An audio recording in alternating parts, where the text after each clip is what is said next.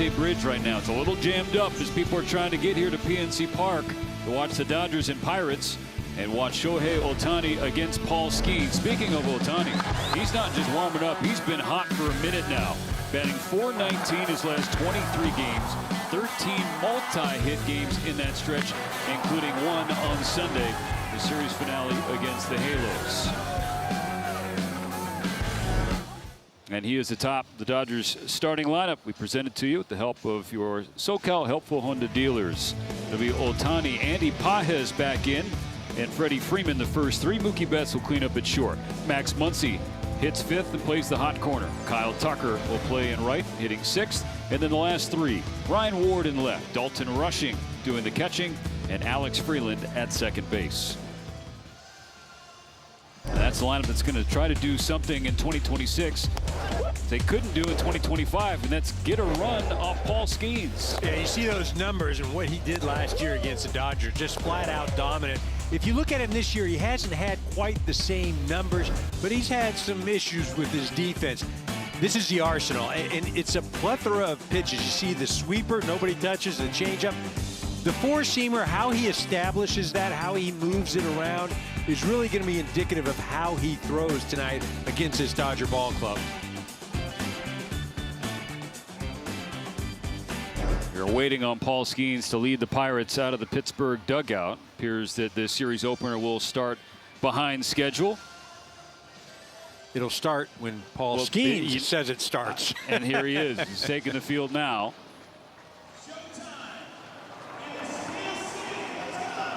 Getting ready for his 14th start. He had a no decision his last time out on the road in Houston. But you look at his first 68 starts in the big leagues, you go back to 1920, he is the second best ERA behind Doc Gooden. Rookie of the Year, Cy Young, and he's going to be in a crowded conversation once again in the National League.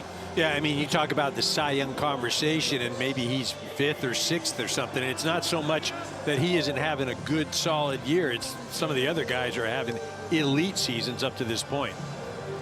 So you have the reigning Cy Young Award winner and potential back-to-back Cy Young Award winner against potentially the Cy Young Award winner to lead things off in Shohei Ohtani. Well, potentially the Cy Young Award winner. You can say MVP Award winner, and you're pretty certain that that's already going to happen. Yeah.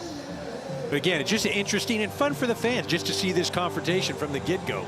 Skeens versus Ohtani, two of the top pitchers in the game. They have faced about a dozen times before. Ohtani is 2 for 11 lifetime against Skeens with a walk, 6 strikeouts, but also this home run. This was a couple of years ago to dead center field. Yeah, and as a hitter, whenever you're asked about, well, how did you fare against this guy or that guy, all you say is, he's in the book. I took him deeper. He's in the book. Yeah. I was going to say, the ledger does lean towards Skeens with the 6 Ks, but from you, the hitter. If you can say that phrase, he's in the book, that's all that matters. That's all that matters. So far this year, Skeens 6-5, a 2.83 ERA. He did not make it out of the first inning in his opening day start in New York. Now, his defense, specifically the center field defense from O'Neal Cruz, played a massive role in that. But then he got on a dominant stretch. But over his last 4 turns, he's without a win. Mentioned the no decision last time out, but that was on the heels of losing 3 straight. And the numbers in those last 4 starts, an ERA just below 5. But what we've been hearing all day around Pittsburgh is that he's due. And that's a scary thought for any opponent.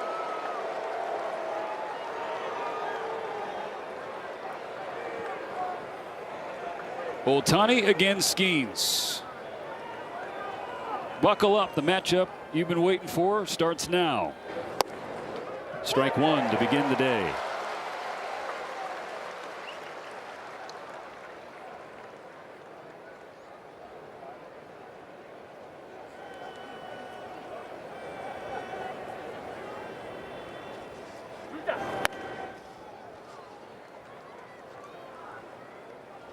Ohtani hitting .302 on the season, an OPS of .939. That's to say nothing of his .74 ERA on the mound. Skeens 1-1. Rolled to the right side. collected by Brandon Lau. It's the first out.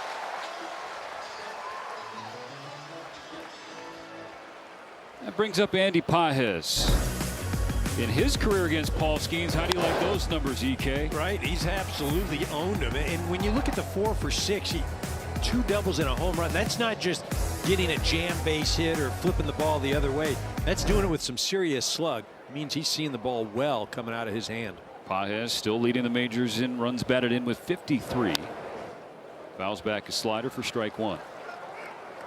His 53 stakes 2 clear of C.J. Abrams, who's second in that category.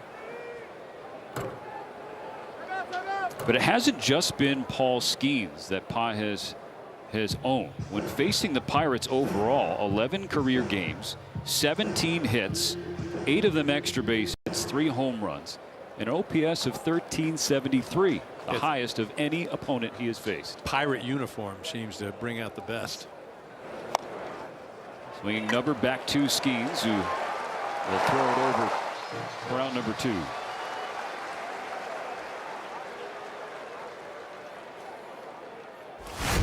How about Freddie and the run that he's been on the last 18 games? Yeah, he's been on a little stretch right now. Everything he's doing, whether it's hitting the ball power, going the other way, getting big base hits, having elongated at-bats. I mean, he is in a stretch, in his zone right now as a hitter.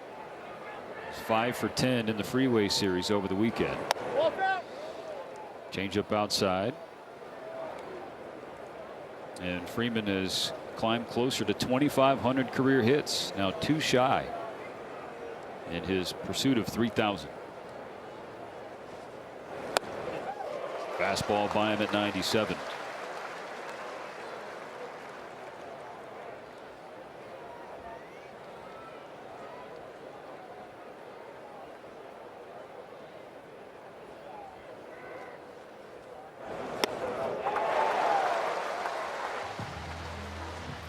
One and 2. Skeens using all of his pitches so far early on. You see right there, that's a sweeper, but we've seen the splitter, we've seen the slider, we've seen the changeup, we've seen it. You know, he's not just relying on one pitch right now. There's the 1-2. Freeman, left center field, coming after it. Mangum. That's a 9-pitch 1-2-3 first for Paul Skeens. That means it's Eric Lauer's turn. He'll take the hill when we come back.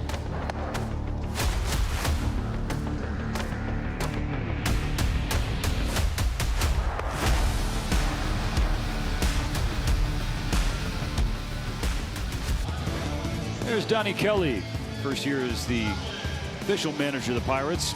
Finished last season in the interim. The starting lineup: Nick Gonzalez leading off, Brandon Lau behind him, then Brian Reynolds. The first 3 scheduled here in the first inning. Eric Lauer about to make his 3rd start for the Dodgers. First pitch, swinging strike 1. No decision in Arizona. 4 2/3. Couple of runs, 5 hits, including a homer, 1 walk and 1 K. But the Dodgers have won each of his first 2 turns in blue. You take a look at this right now at the Arsenal. Interesting. You look at the left, and that's with Toronto. Notice the curveball not nearly as often as what he's throwing with the Dodgers, almost 12% more. And then slider on the StatCast page with Toronto, it's not showing up with the Dodgers. So you can see that there has been an adjustment, a concerted effort to change some things with Lauer. And Gonzalez 0-2. This is up and away with the fastball. Another one of those adjustments has been with that heater in terms of the velocity. It's ticked up a full mile per hour. Right, and again, you can get into mechanics and maybe grip on the ball and how you're doing it. I think for me, though, the pitch usage that's significant. And if you go back to that Colorado start, I mean, the curveball was unreal that ball game. And I think that just showed not only Eric, but the Dodgers that, okay, we've got something here that he wasn't using in Toronto. Another 1-2. Curve misses outside, the count squares for Gonzalez.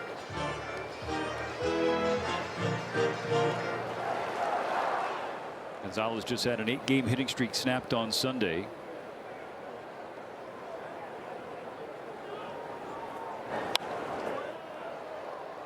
Pesky to lead things off. Leading the Pirates in hits is Gonzalez, former 7th overall pick back in 2020.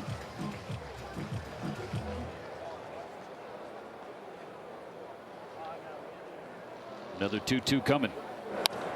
Another foul ball.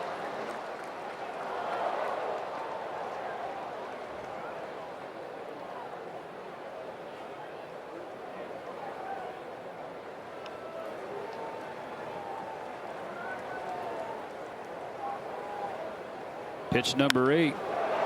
Fly to right. Tucker drifting back. Makes the catch. And Ike, whatever picture you have painted of the Pirates in your mind watching this game, it probably does not match the reality. Of course, that's based on the last X years of struggle for this organization, but currently 2 games above 500 in a really competitive National League Central. Yeah, they went out and made some acquisitions this winter, tried to upgrade the offense. One of those gentlemen right now up at the plate. That's Brandon Lau, the slugging second baseman, whiffs on strike 1. You know, and this is a guy that I think came off of 30 home runs last year. But he's added some power to this lineup. O'Hearn as well. Went out and got Ozuna, Marcell Ozuna. Now he hasn't gotten going yet, but he's definitely made an impact. But they're not going all in, but they're certainly putting their toe in the water. Lauer ahead 0-2, the first 2 Pirates to start the ball game. Just misses outside. Lau had a pinch hit double on Sunday. Pirates' 3rd consecutive loss. It was one day after he left Saturday's game fouling a ball off of his right knee.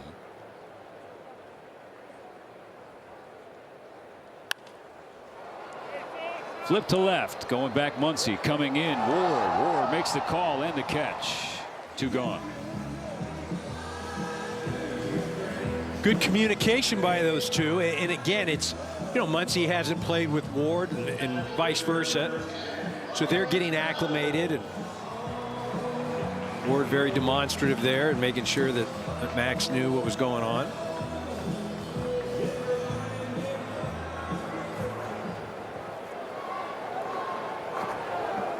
Now the switch hitting Brian Reynolds. First pitch smack to left field, and this ball is out of here. Brian Reynolds ambushes Eric Lauer for a solo home run to make it 1-0 Pirates.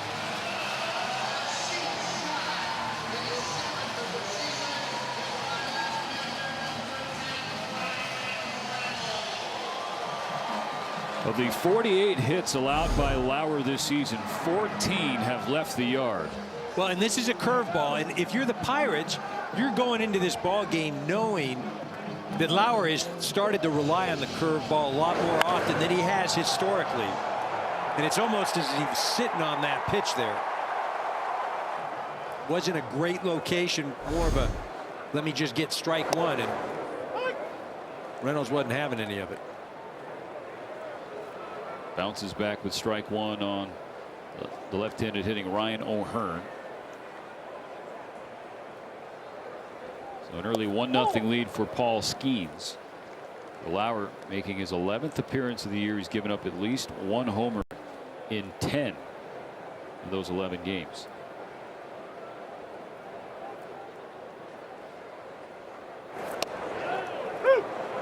Two strikes on O'Hearn. Finished last year with the San Diego Padres. Traded a deadline acquisition from the Baltimore Orioles.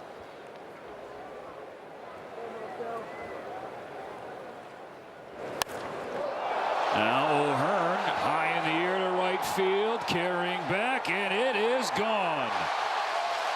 The Pirates go back-to-back in the first inning. After O'Hearn's 10th of the year.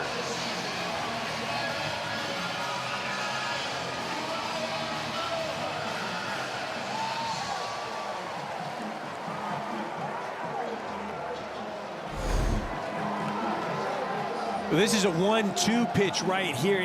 Obviously the location not where he wanted it. Tried to sneak that slider in.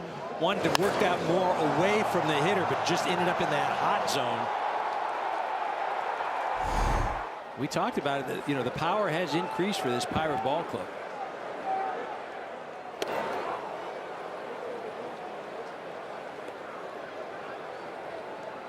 Yeah, this is an offense that is producing more hits, slugging more, walking more, and more home runs served up by Lauer.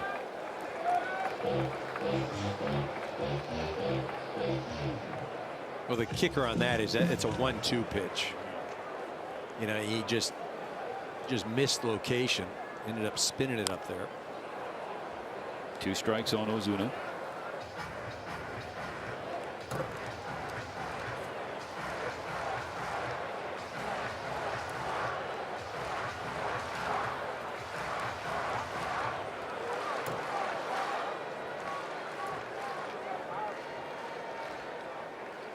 First pitch of the first inning for Lauer.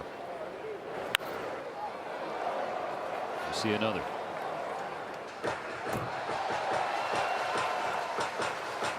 Pittsburgh has hit at least 2 home runs in 9 of its last 15 games.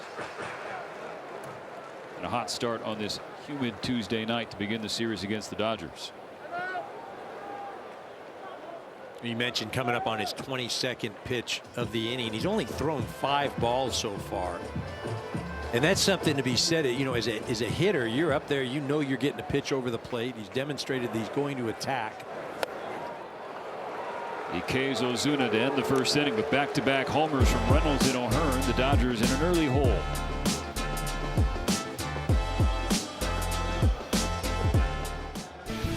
The first 40,000 fans on June 19th will take home an exclusive Mookie Betts Game 7 double play bobblehead presented by Spectrum. Visit Dodgers.com/promotions for more information. Well, not how the Dodgers drew it up on the plane to Pittsburgh. 2-0 Pirates against Paul Skeens. Starting the top of the second is Mookie Betts.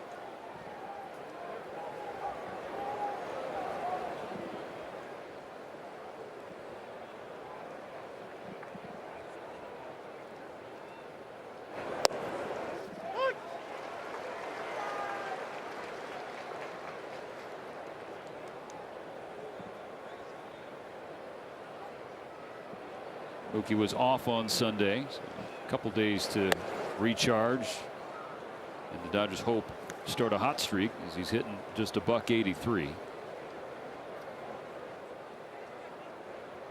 He's never gotten a hit off Paul Skeens, 0 for 9 in his career. In the gap, left center field, and there's Mookie's first hit off Skeens. A leadoff double in the second. You want to give us that note one more time? Mookie Betts is now 1 for 10 against Paul Skeens. So good in so many different ways. I mean, just mentally for Mookie, okay, you had the day off, and then yesterday, travel day, you're coming here, you're kind of starting fresh. You're facing a guy that you haven't had success against, and boom, first AB of the road trip, hit a double off of Skeens. And so much of this game is just mentally just feeling confident.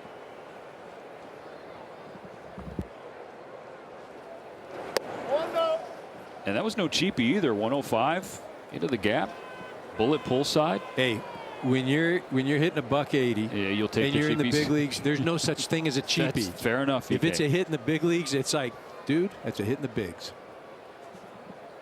My humble apologies. 2-0 for Max Muncy.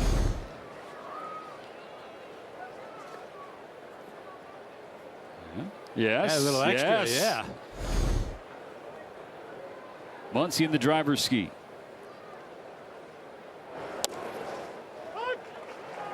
Slider hits the inside corner.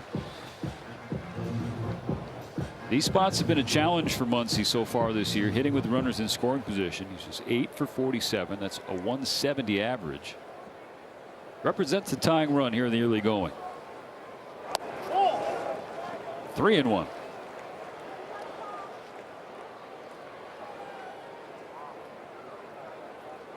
Conversation of quote unquote cheapies. You know, Muncy had a hit against the Angels. It was 23.7 off the bat. That's a scorching line drive on the back of the baseball card. There's a line drive into right, a base hit. Stop sign for Betts at third. Dodgers on the corners with nobody out. Well, there you go. The average with runners in scoring position will bump up, but you don't get an RBI. Hit it too hard. Good at bat though for Max.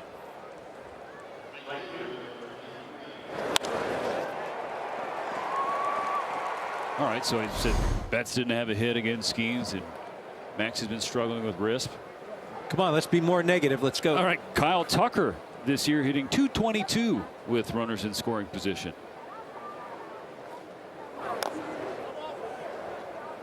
Coming off a hitless freeway series.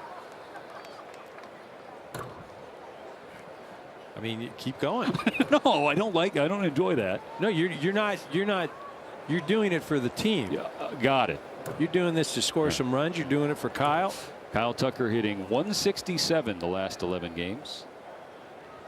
All right, now let's slow down.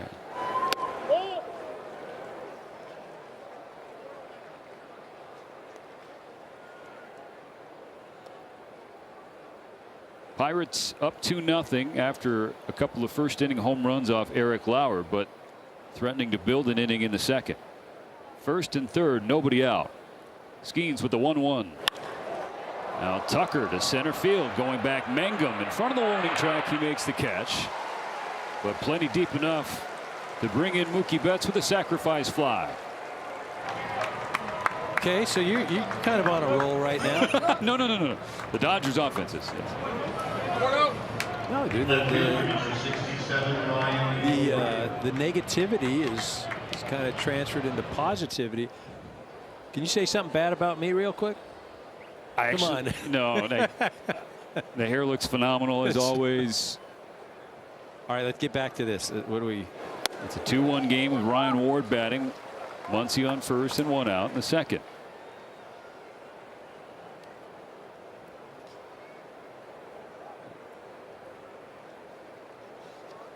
Dodgers didn't have many bright spots on Sunday, but Ryan Ward going deep, back-to-back home runs following Dalton rushing. It certainly applies.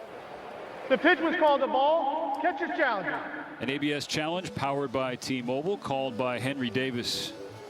Pittsburgh backstop. The pitch is a strike. Pittsburgh has 2 challenges remaining. That's the worst.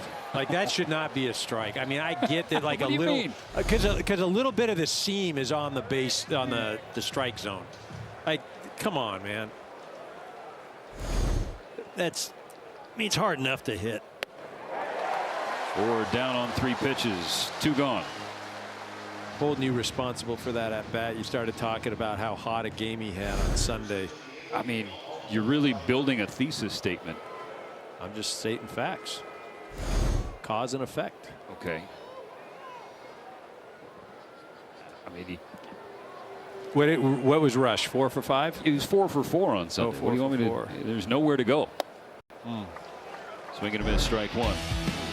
Video evidence, EK. A home run and a double, part of that 4-hit. Should he have had 4 RBIs? Skeens takes a peek at Muncy on first. Dodgers down a run. Only his second 4-hit game. It's only his second one. Only. Yeah. What are we doing, Dalton? Yeah. I mean, come on. Pushed the season average up to 287. It was his first home run since April 20th.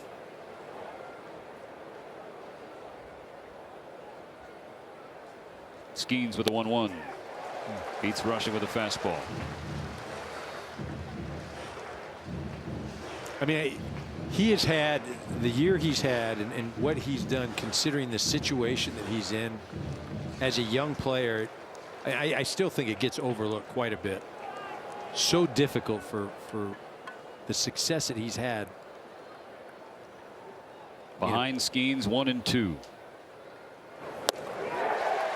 Back-to-back Ks for the Pirates starter. to get out of the second inning, but the Dodgers push across a run, split the deficit in half.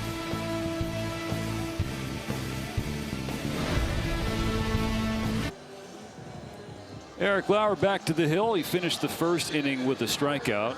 Dodger staff 6 away from getting you a free Jumbo Jack tomorrow at a Jack in the Box in Los Angeles after the purchase of a large drink. Dodgers will be away from LA for the next 6 games, 3 in Pittsburgh and 3 in Chicago against the White Sox.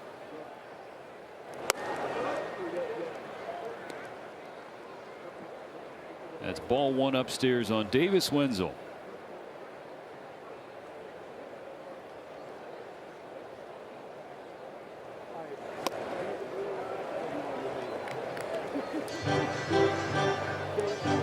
Now, EK, something you brought up in Lauer's first inning was that he was really pounding the strike zone. 22 pitches, 17 of them strikes. There's 1-1 to Wenzel. Yeah, you take it a step further. The Pirates offered at 15 of those pitches. So no question that there's a game plan there, and there's a collective team approach, at least early on, is to go up there, be ready, and swing the bat. 2-2. And he has been in the zone more with the Dodgers, of course, early on in his tenure than he was with the Blue Jays this year. But on the other side with his matchup is that the Pirates have done really well when they've been stingy and stayed in the zone. But I think that's something that's happened over the course of the season, and depending on who you're facing and how things are going at that particular moment, you will make adjustments. It's not just this is our approach, this is how we do things all the time. In the air, shallow right, going back Freeland from second. Tucker coming in, and it's Tucker's play to make, and he does make it. After out number 1, we'll listen to this word from California colleges. Start your future at a California community college. Enroll today and apply for financial aid at icangotocollege.com.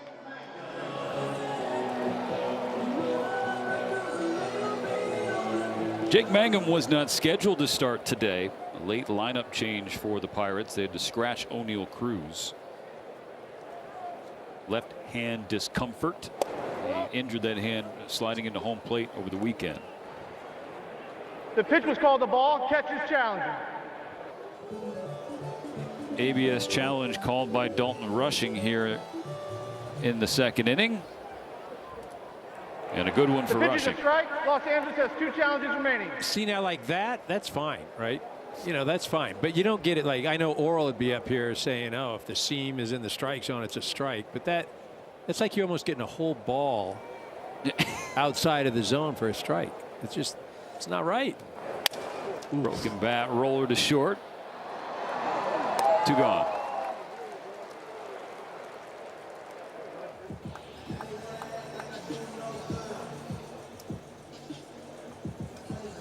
I'm going to stay out of the middle of that discussion between you and Bulldog. Hitter versus pitcher and ABS challenges.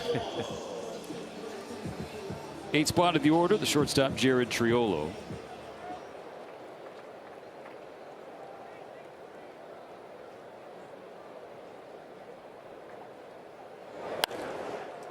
First pitch in the air to center. Pages had to fight the sun. Now charging in late, and it drops in between him and Freeland. He was using his glove to try and shield the sun. You can see a lot of the outfield is blanketed in sunshine here. The 6:40 local start time, and he just couldn't make up enough ground. Yeah, I thought he went back on the first move. See, he took a few shuffles back, then he hesitated. So I think you're right where he never saw the ball.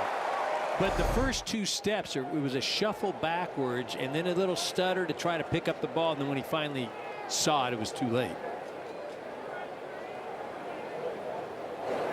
Now Henry Davis at the bottom of the order.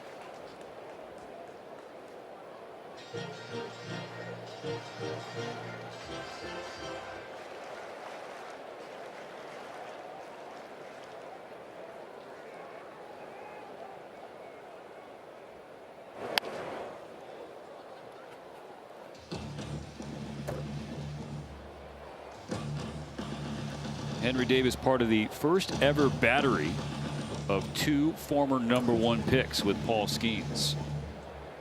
Davis went 1-1 in 2021.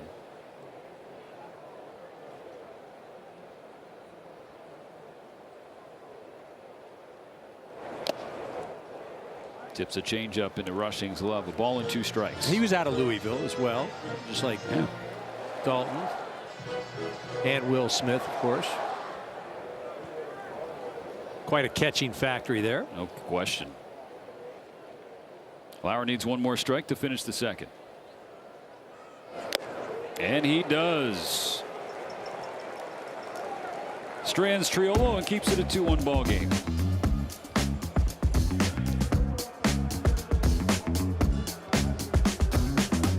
You're watching back-to-back world champion Dodgers baseball on Sportsnet LA, and it's brought to you by your local Kia dealers. Visit kia.com to discover movement that inspires.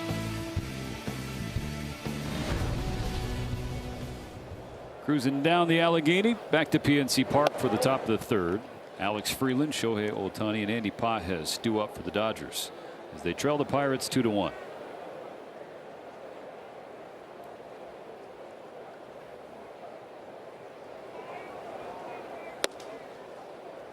(2-0) for Freeland. He's 0 for 7 with 4 strikeouts against the Angels.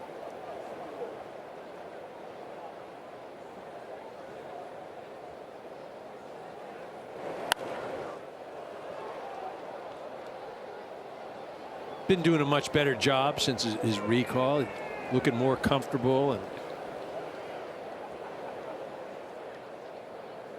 anytime you can have some success too. First the success, and then you start believing you're that good. You're not pressing as much. On a 2-1, Freeland shoots one the other way. And then when you do have a little stretch like you did against the Angels, it doesn't consume you, because you know that based on experience that you're going to come out of it. You've had some success, and that was just it was a little blip. And he puts that to rest right here with his first at bat against Skeens on this road trip. That turns the lineup over. Tying run on for the Dodgers in the third. Now Ohtani was 0 for 1. Grounded out to second base, leading off the game.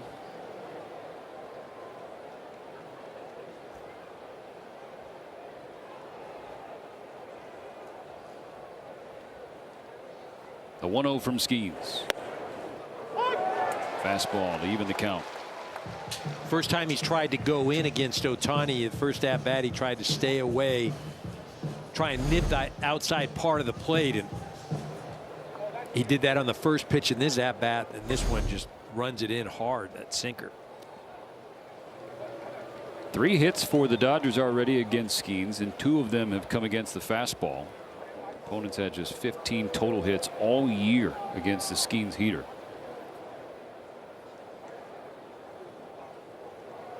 Here's the 1-1. Ohtani whiffs on that fastball. Strike 2. Skeens making it tough on Shohei. Starts away, then he goes in on the corner, then he goes back away. They're just trying to keep Shohei guessing, hoping that Shohei doesn't guess right. The 1-2 from Skeens. Got him swinging. Just pumped it by him at 97 for his 3rd strikeout and the first out of the 3rd inning.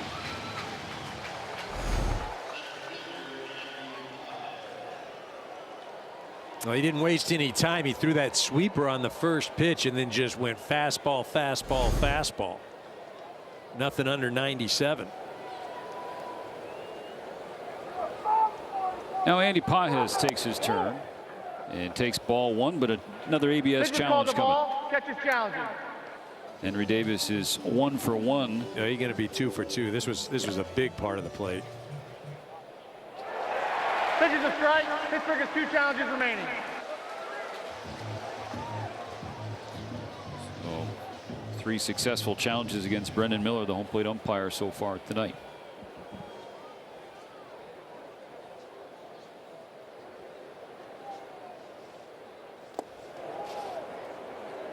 Good pick on a slide in the dirt by Davis to keep Freeland on first base. We saw the gas from Skeens to get Ohtani. He said nothing below 97. That fastball velocity has been dipping relative to where he started, which was basically 99. His debut season in 2024 when he won Rookie of the Year.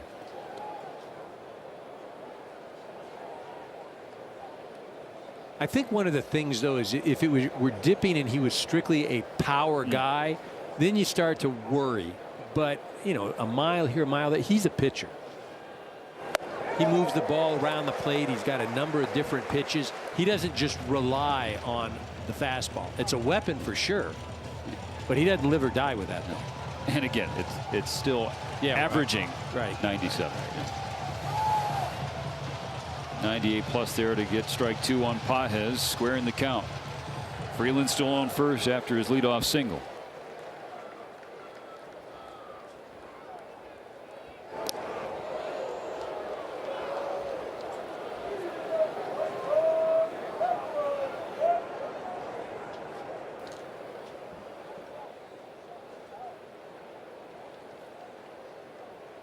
Skeens takes another peek over at Freeland, who's taken off for second base. Pages rolls it toward the middle. Lau, the shortstop side of the bag, retires Pages.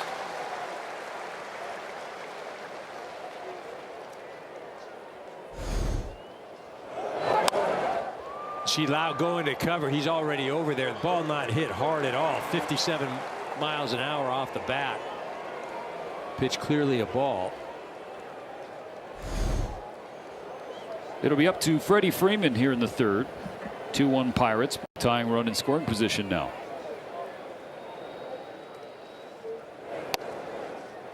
Strike 1 from Skeens.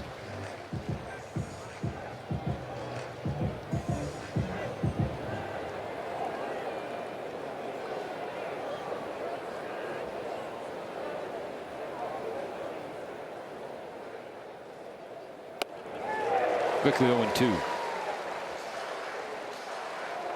Now, during this hot stretch, you highlighted the last 18 games for Freddie Freeman. He's got hits in 14 of them, reached in 16. He's been doing a much better job getting to the hard stuff. The 0-2 stays alive. But it's one thing to be getting to the hard stuff when you're in a favorable count. You can do it more often. Right now he's 0-2. He's up there protecting. He may get a fastball that he doesn't grab, right? Skeens with another 0-2. Freeman fouls away a fastball. Doing a real nice job of earning himself another pitch.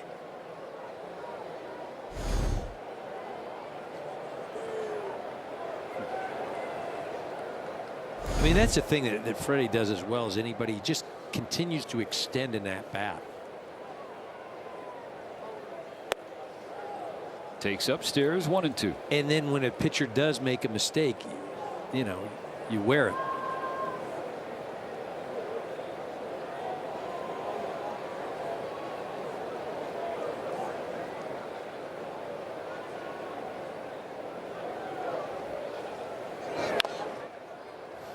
Fouls away another.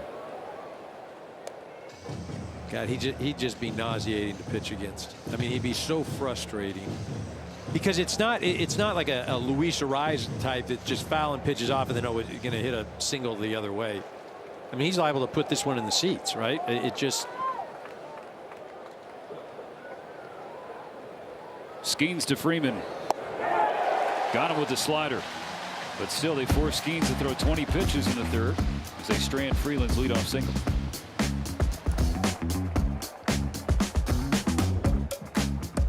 Make your favorite players all-stars. Scan the QR code to cast your 2026 Konami eBaseball MLB All-Star ballot daily or visit MLB.com.vote. So get Andy Pages there is what you're saying, EK. I'm all for it. He's having a heck of a season so far up to this point. Sunglasses work better on your face than on your hat. Oh, one hopper to Mookie Betts. Back edge of the dirt. He retires Gonzalez first out of the third inning. In all actuality, though, I just made that comment about the sunglasses. Sometimes, you know, you get out there in the field and you put them on, and it doesn't help. It really doesn't. And I know it's hard to believe at home that it's like, come on, sunglasses.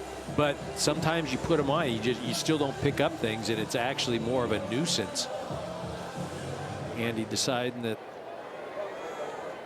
give us something to talk about in the booth, but not going to wear them. Ball one low on Brandon Lau.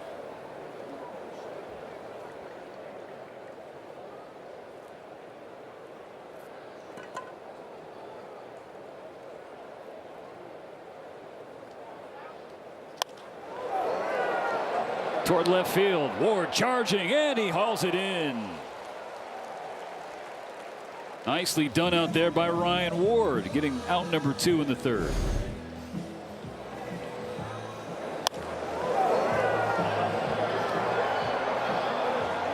He makes a nice sliding catch. Difficult with those left-handed hitters because the ball comes off the bat. It's almost got some side spin on it, so it'll have some curvature. So while Wardo's running in to make that play, he's got to anticipate some ball movement. Nice job. Brings us back to Brian Reynolds.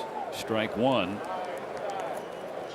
The left fielder who took Lauer deep on the first pitch he saw in the first inning.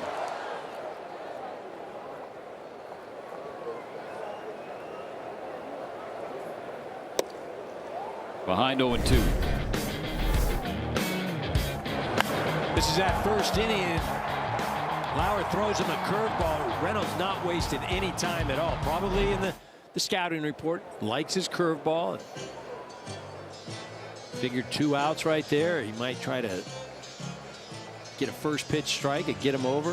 That thing just hung.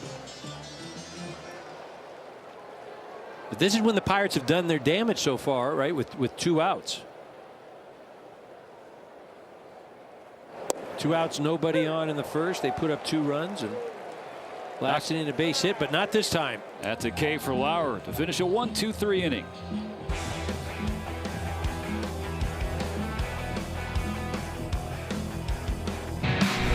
We're back with the Performance Spotlight, sponsored by your Southern California Nissan dealers. Mookie not wasting any time. Jumping on that first AB, hitting that double, and starting off this road trip in fine fashion. Takes a fastball and a strike from Skeens as Betts leads off the fourth. Like to do the same thing that he did in the second.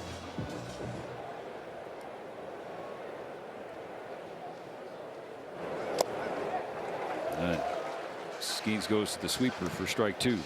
So the first 50 pitches from Paul Skeens, 28 of them have been fastballs.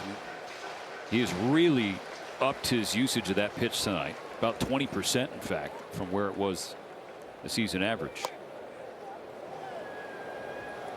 I think when you face the Dodgers, because they are such a disciplined team, because they are as prepared as any ball club, you have to go out of your norm, because if you stick with what you have been doing, unless you're somebody that just is, I mean, Skeens is Skeens, though, but you have to change. I don't even care who you are.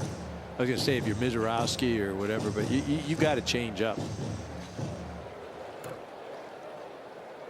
You just can't be predictable. On a 1-2. Betts tips it into the glove, strike 3.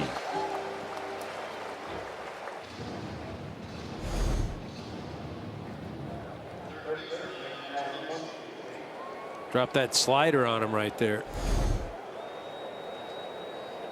Sliders, sweeper, sinker, four-seamer. Saw a little bit of everything that at bat. Back-to-back Ks for Skeens. He's now up to 5 punch-outs with Max Muncy digging in.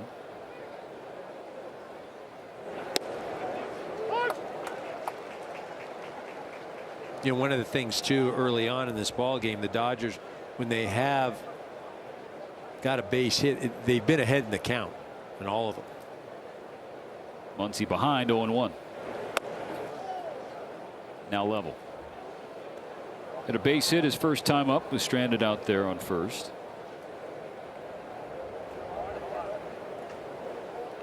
He's had hits in 5 of his last 6.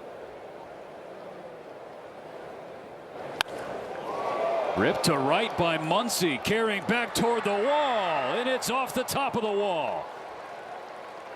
He'll stride into second with a 1-out dumble as Muncy just missed. Well, he didn't miss. This came a few feet shy of a homer.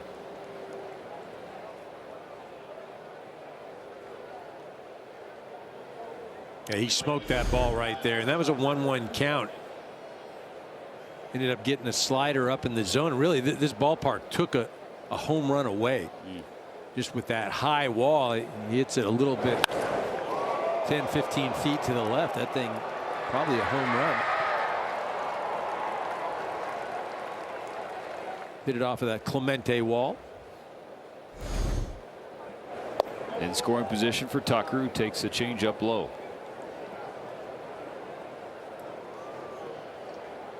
It's 2-1 Pirates, and the 1 Dodger run was brought in by Tucker, the sacrifice fly in the second.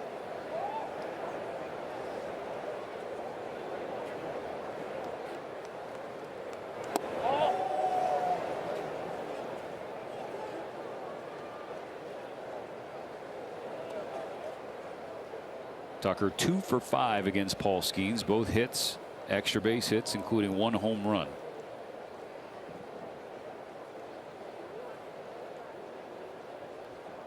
The 2-0. Slider in there for a strike. Just for fun, going back to that Max Muncy ball, that's a home run in 23 of 30 ballparks. The only one that matters is this one. Skeens about to throw his 60th pitch of the game. Fouled back 2-2.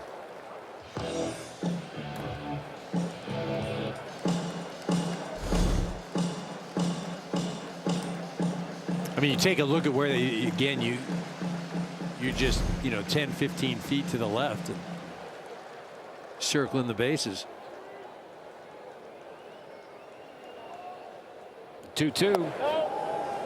Flutters low and away, filling the count for Tucker, who's now at 31 ribbies on the year, and 21 of them have been on the road.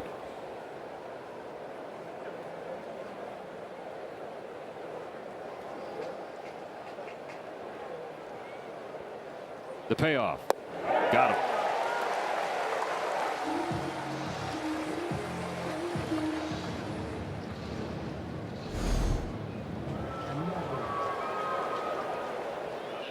Well, he had thrown a changeup on the pitch prior to that, right around the same location. Again, goes off speed out there with that slider.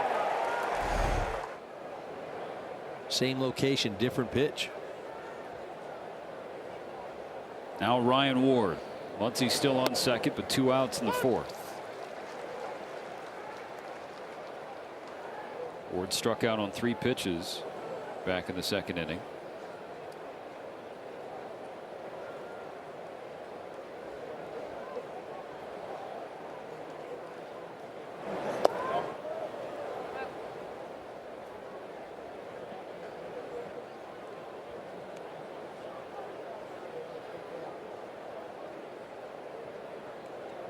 Ward with hits, runs, and ribbies in 3 straight games entering tonight. A 1-1. Beats him.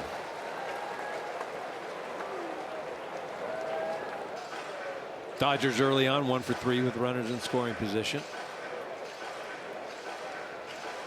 Ward finds himself behind in this count here. You just want to spread out and just try and catch the ball with your bat.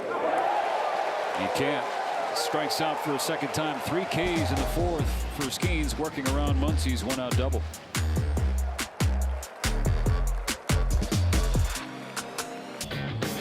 Three strikeouts for Eric Lauer. 1 to end each of the first 3 innings. So now 4 away. Getting you a free Jumbo Jack tomorrow in LA.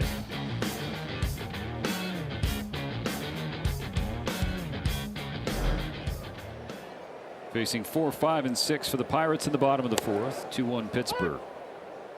Strike 1 to Ryan O'Hearn.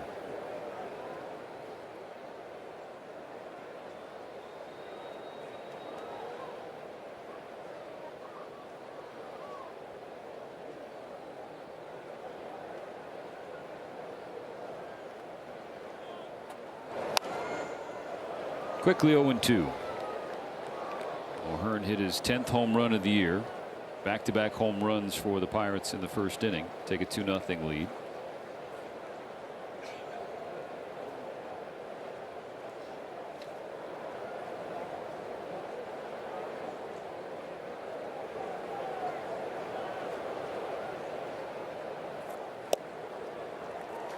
And Lauer sits him down on 3 pitches. 4th K for the Dodger lefty. He didn't waste any time right there. Just went with the hard stuff. The last at bat, he was ahead in the count 1-2 and tried to sneak a slider in there, and it found its way down and in, and O'Hearn got a hold of it.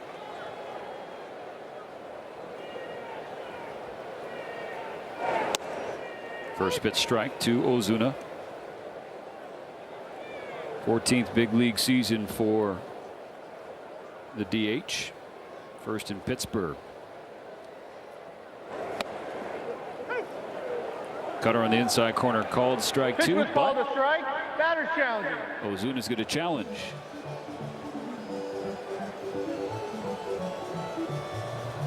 Oh, I love this. Yeah, I love this. This is great. Pittsburgh is 1 This is how down it remaining. should be. Yeah.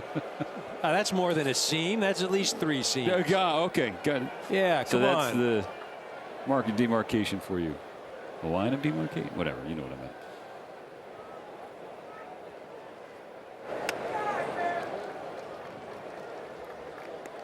So the Pirates down to 1 challenge the rest of the way.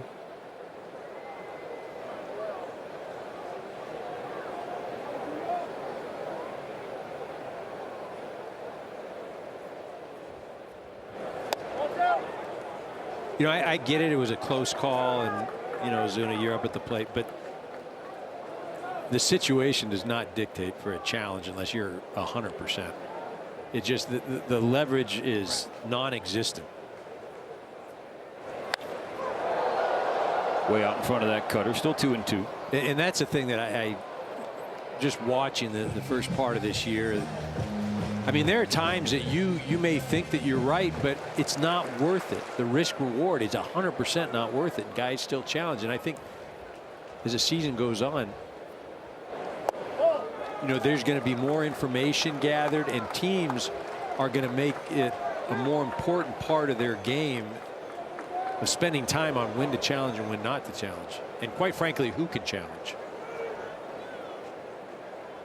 Count full. Lauer pays it off. It's a ground ball left side. Betts stops it on the grass. Long throw, and they got him.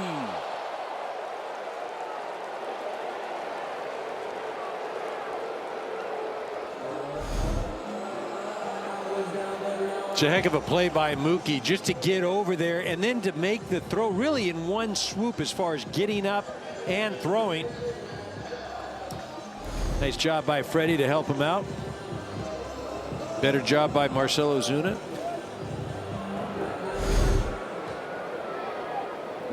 That's such a good play, though. First pitch to Wenzel, fouled back.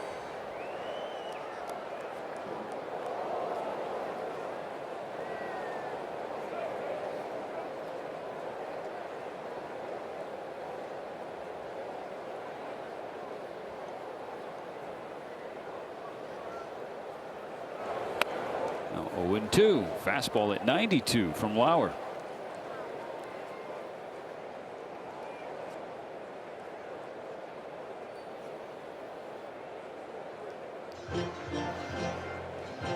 That's the 10th swing and miss that Lauer has induced tonight against the Pirates.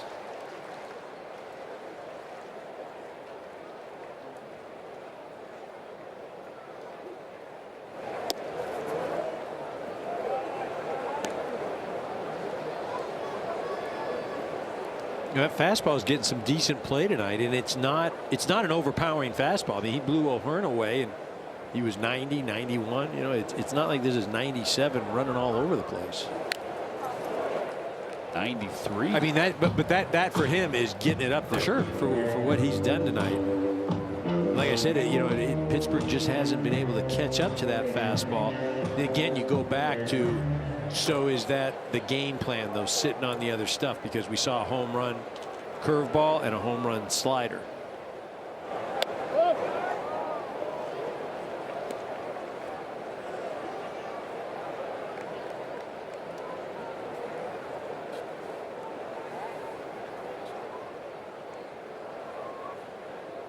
Two balls, two strikes. Lauer to Wenzel. Do it again.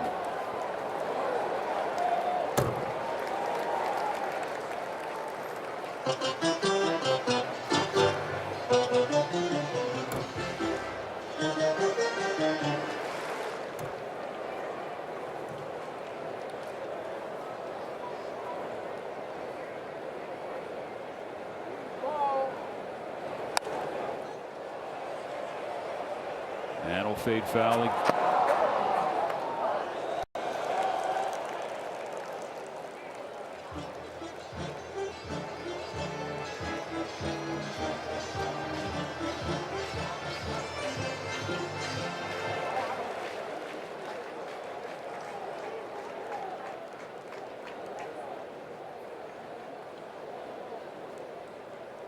The 8th pitch from Lauer.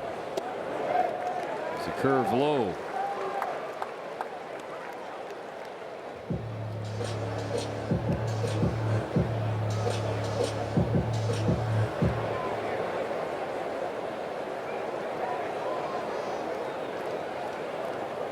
Here comes the 3-2 to center field. Pages is waiting for it. Pirates go down in order. After 4 full, the Dodgers still trail by a run.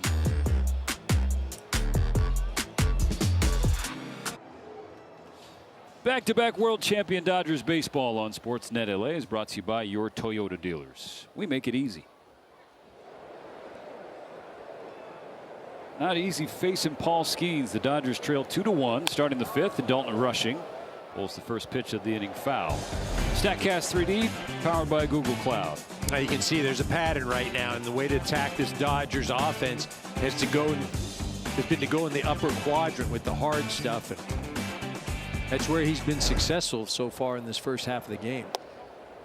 But I think that will adjust as well, because even within the game you have to make constant changes, because both sides are adjusting to what the other side is doing.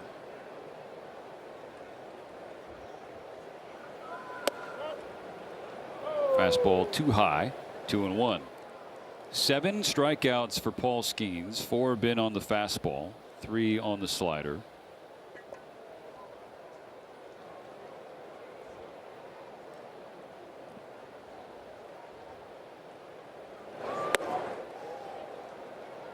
Ball 3 for rushing.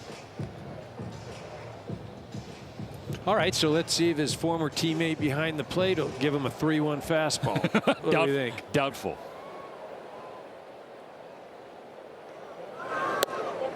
He gave him a fastball, but it was ball 4. And a leadoff walk for rushing. Here's a word from Morongo. Midland live July 18th. Get tickets now. Morongo. First walk of the game for Paul Skeens.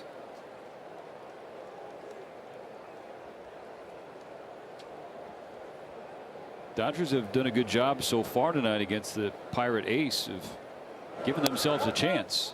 Yeah, third time through 5 innings that the Dodgers have put the leadoff hitter on board. They did it in the second of Mookie Betts' double, and they ended up scoring a run. They did it again in the 3rd inning. Alex Freeland leading off with a single, but not able to get him in. If you look at the Dodgers in the last 2 innings have ended each of those innings striking out with a runner on second base. Freeland's hit came on a fastball, 97, and he took it into left field. But he was ahead in the count, and that's the thing I think that we just have to continue to acknowledge. It's when the hitter feels like, okay, I may even be in my mind swinging before the pitch is even coming. On the ground, right side. Lau spins and has one at second. They won't get 2, but it looks like they're going to call rushing for interference and give Skeens 2 out. Chris Conroy, the crew chief, is at second base, and he was emphatic making that call.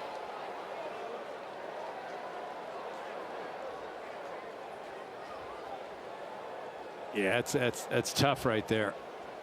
I mean, you've got to be. I mean, that's a Hal McRae imitation back in the 70s right there. You've got to be able to touch the bag, or at least make an effort that you're going to touch the bag. If you haven't seen the Hal McRae, you just Royals Yankees, go Google it. Not right now because Ohtani's up there. Yeah. Swings through a changeup, strike 1. So the base is now empty, 2 gone in the 5th. 2-1 Pittsburgh. Shohei's 0 for 2. Skeens struck him out last time.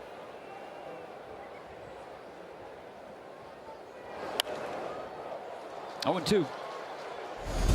You take a look at how he has been attacked, Shohei, and you see nothing over the middle part of the plate, and only one really like belt high.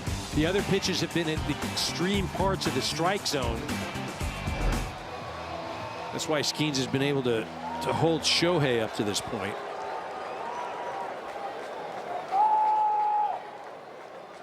Skeens 0-2. Ohtani just flips the bat out there and pulls it to the right side. And that retires the side in the 5th. Halfway home, 2-1 Pirates.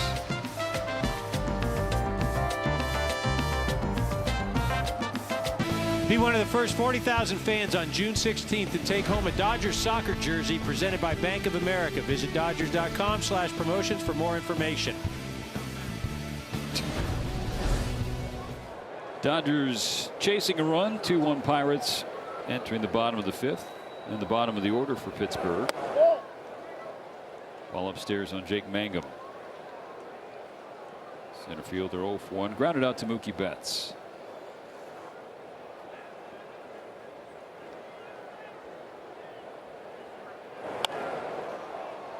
Fly, shallow right field. Tucker's there. I like Tucker right there. So not only is he calling it, but if you saw his right arm, he's waving it because, you know, Andy Pye has really, I mean, as we've seen this year, he's line to line. And the last thing you want is him running full speed, taking you out. And for those watching, not line to line with the bat, which we have seen, but line to line. Yeah, right. First out of the 5th, ball 1 downstairs on Jared Triolo. He 1 for 1 with a single. It was a sun ball into center field.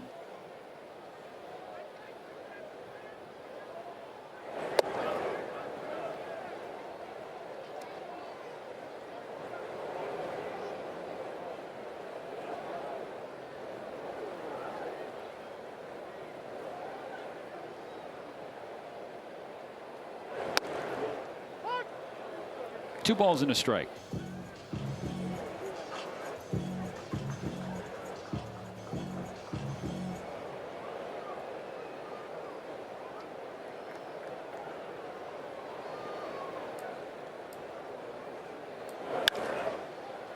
Grounded to Betts. 2 out.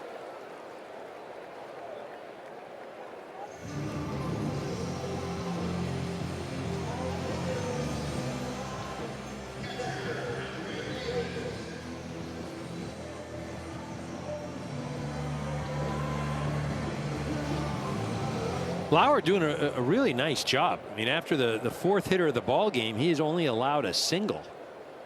That was in the 2nd inning with 2 outs.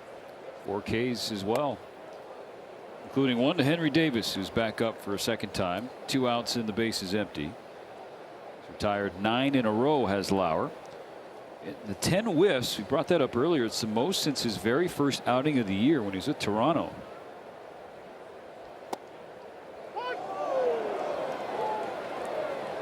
Curve hooks in there for a strike. Davis doesn't challenge.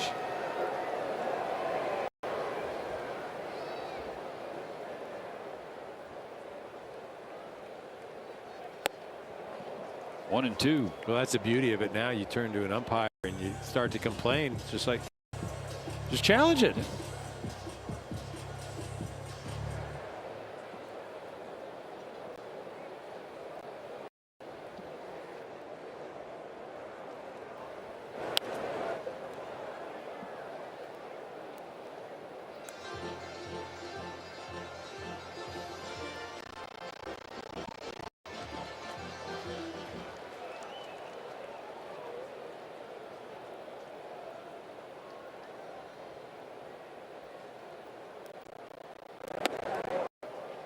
Cutter slips up and away. 2-2.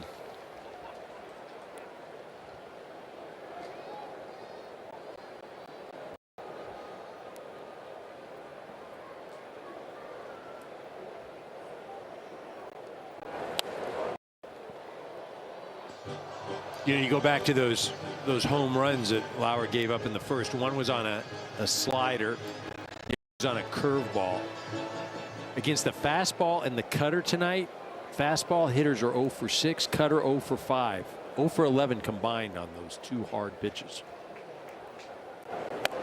Would you believe for 12? I would. That's another K for Lauer. 5 in 5 innings, keeping the Dodgers within a run.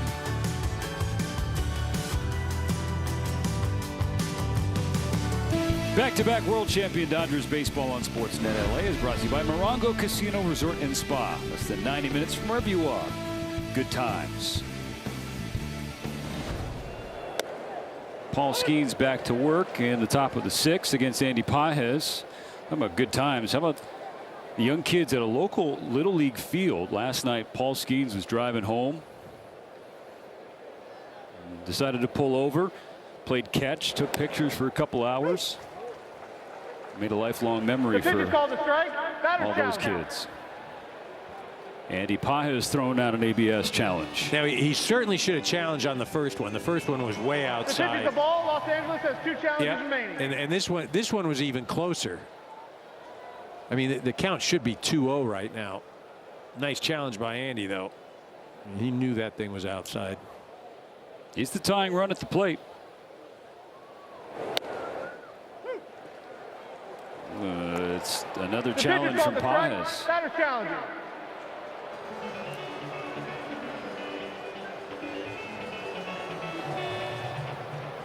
Okay, so that pitch is the ball. Los Angeles has 2 challenges remaining. I mean, that's not close. Like, that's not close.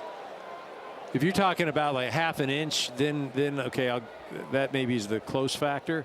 But all 3 of those pitches so far, this at bat, have been balls. And then he rockets one right at Wenzel. So that was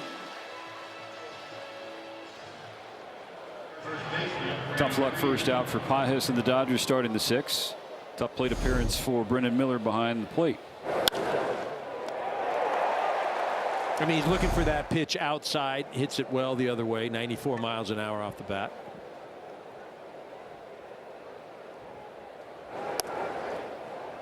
Ball one outside on Freddie Freeman, who's looking for his first hit of the night.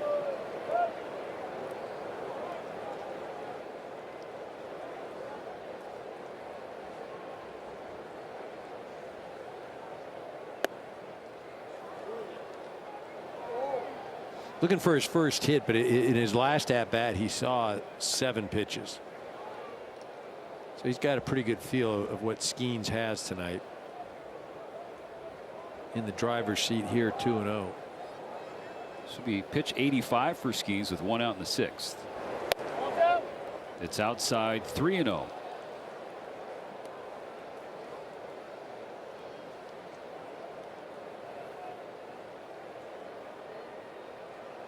Three balls, no strikes.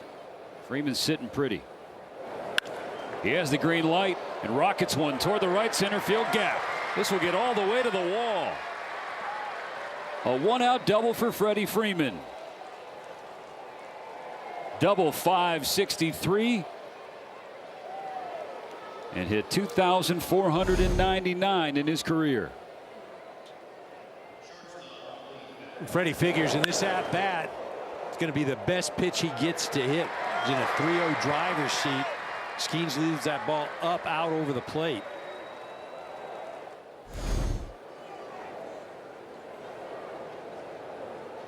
And it's another hit and an advantageous count for the Dodgers tonight. It's a point you've been making all evening long, EK. Having count leverage and taking advantage. I actually just been reading the note cards that Dr. Krajewski has passed along. I mean, I wish I could take credit for it. It's a smart. But he's right. I mean, you know, like I got to give credit where credit's due. 1000%. But again, it goes without saying, a guy like Skeens, I mean, when you're up there behind in the count, you're just up there protecting. But when you are ahead in the count, you have an opportunity to be aggressive and do some damage. 2-0 for Mookie Betts, who doubled earlier. Ooh.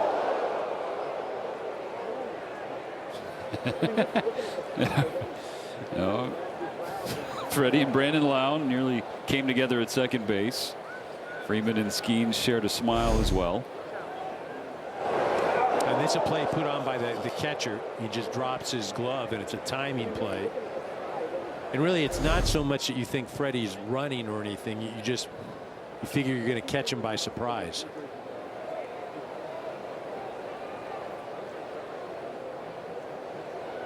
On a 2-0. Betts fouls away strike one.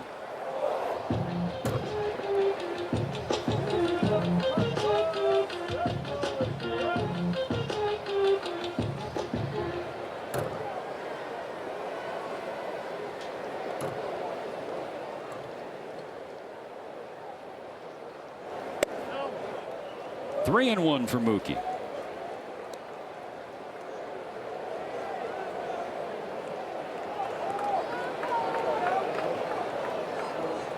Tying run on second base, one out in the sixth for the Dodgers. Count now full.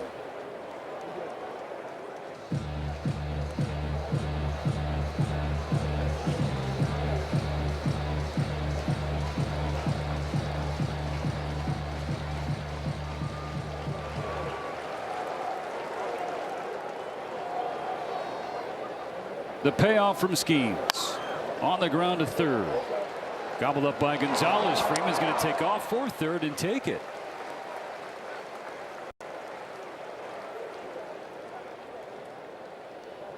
Here's a word from Kia.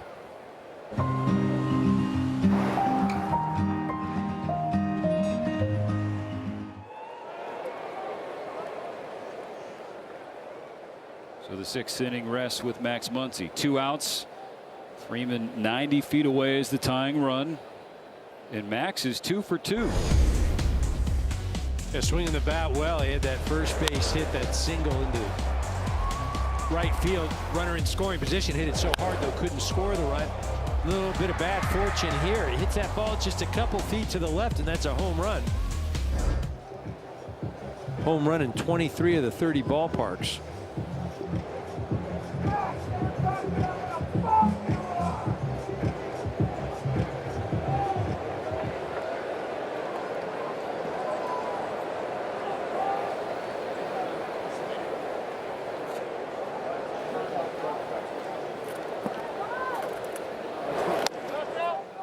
Ball one outside. The 2 hits tonight for Muncy. First one came on a splitter. The second one, which you just highlighted, that double off the top of the Clemente wall, was on a slider. So you're saying there's no chance he's getting a slider here? I'm not saying that. I'm saying it. I mean, if Henry Davis puts down slider, if I'm Skeens, I'm calling timeout. Ask for a mound visit. Well, they had one before this plate appearance to get on the same page. Paul Skeens, he says he never shakes Henry Davis. Well, it's a good time to start if he puts slider down. There's the sweeper. 2-1. The sweeper. Yeah. It's not a slider. Yes. Skeens says his career rests in Davis's hands every 5th day. The 2-1. A wave and a miss. Squares the count on Muncy.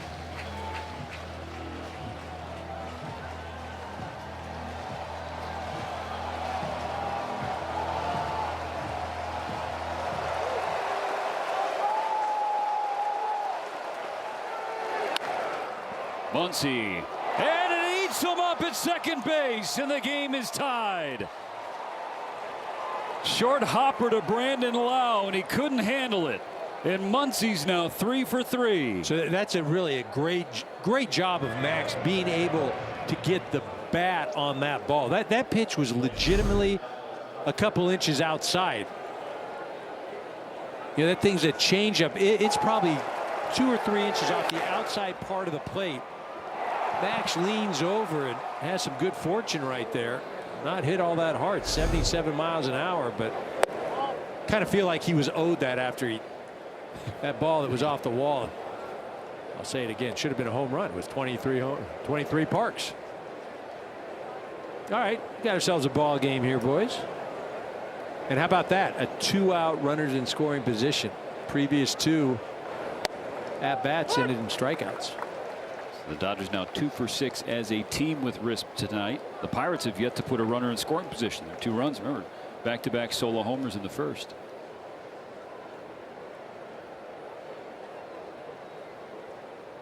Pitch number 100 from Paul Skeens. Is ball 2 for Kyle Tucker.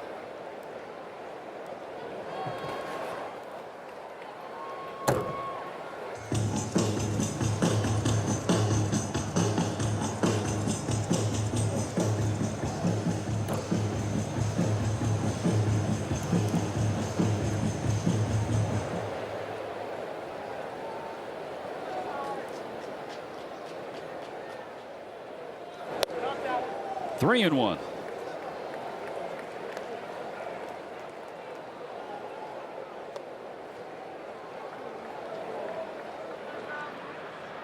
Action in the Pirate bullpen. It's the lefty Evan Sisk.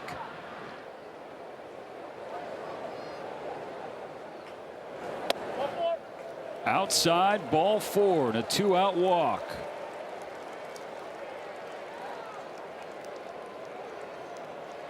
You feel like it's a cliche in baseball. Hey, get to the bullpen. Well, especially when you're facing Paul Skeens and this Pirate bullpen. Yeah, the middle part of this bullpen has not been good. You get it to the end of the game and they've been pretty effective, but it's just handing it off. That bridge has just not been great. You can tell Paul Skeens, I mean, those are his runners out there, and he's going to argue he wants to stay in. And Donnie Kelly, the manager, leaves him in.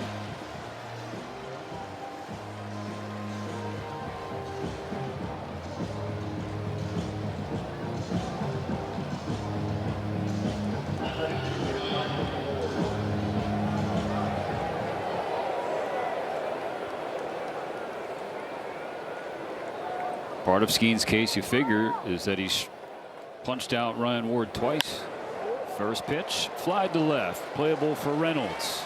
He's camped out, and that's the last out of the 6th. But Max Muncy, with his 3rd hit off Paul Skeens, resets the game at 2 in the middle of the 6th.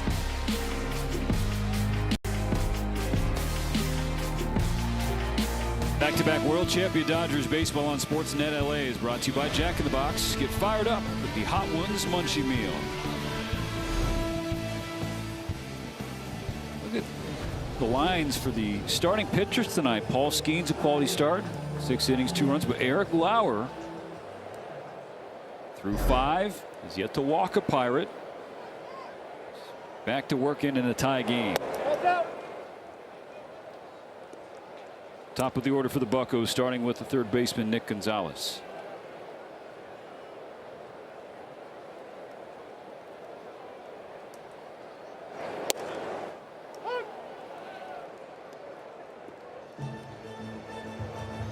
Lauer's been on a heater since that, like I said, the 4th hitter of the ball game.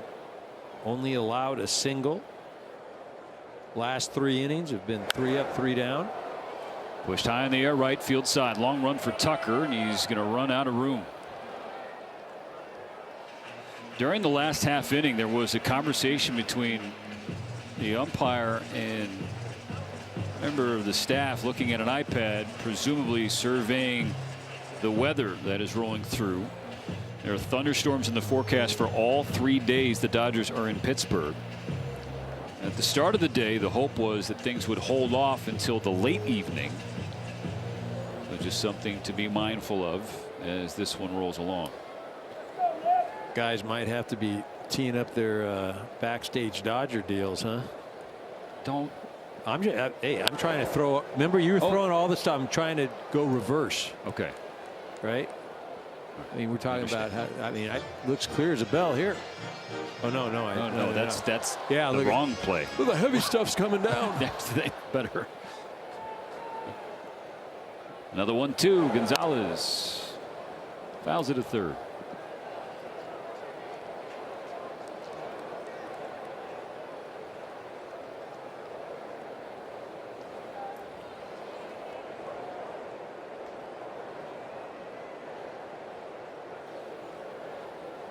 Pitch number 80 for the Dodger lefty. Is low, but rushing like the pitch.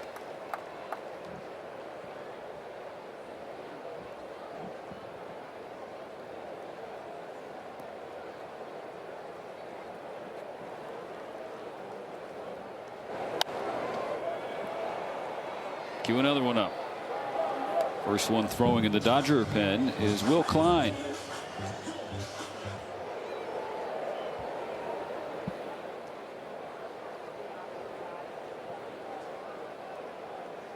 Lauer's 8th to Gonzalez.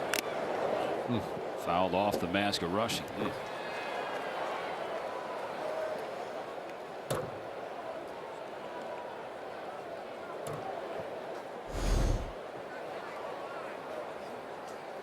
Ooh, a helmet.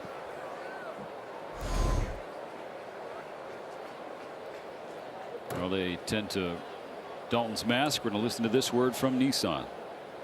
This Dodgers broadcast is sponsored in part by your Southern California Nissan dealers. You see Will Smith there handing out a fresh mask for Dalton rushing. Third consecutive game Smith is starting on the bench. See Brandon McDaniel there messing around with that face mask. Would be Mac. So good.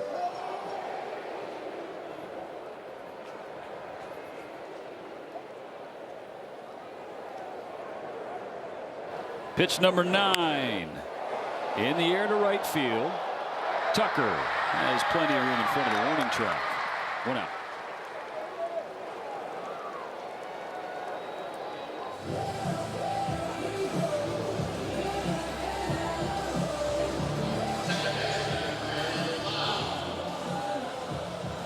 Second batter tonight that Lauer has had to go to 9 pitches.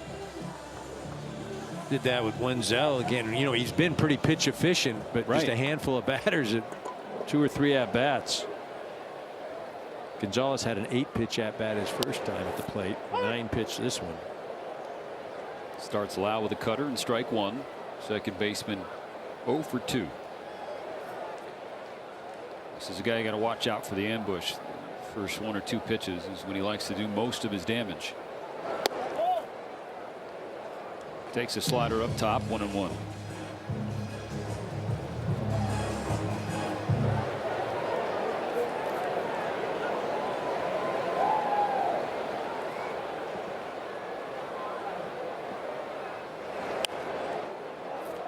Lauer jumps ahead.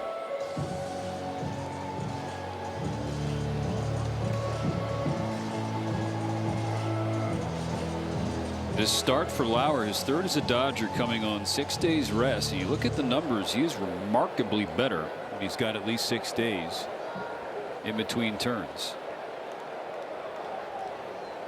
On a 1-2, Lau stays alive, fouling back a heater. I mean, it's a good program if you can get it right. I mean, there aren't a lot of ball clubs or organizations that are fortunate that they can run a rotation where they have the ability to give guys 6 or 7 days.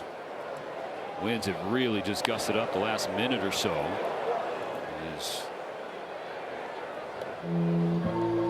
Lau hits one foul on the right field side. I mean, we got note cards flying around. Yeah, I mean, you can see it's coming down out in the outfield. I can see water, rain. Lau flies it left to center field. Pages is underneath it and to drift a long way because of the wind. Yeah, fans here at PNC Park scurrying for cover.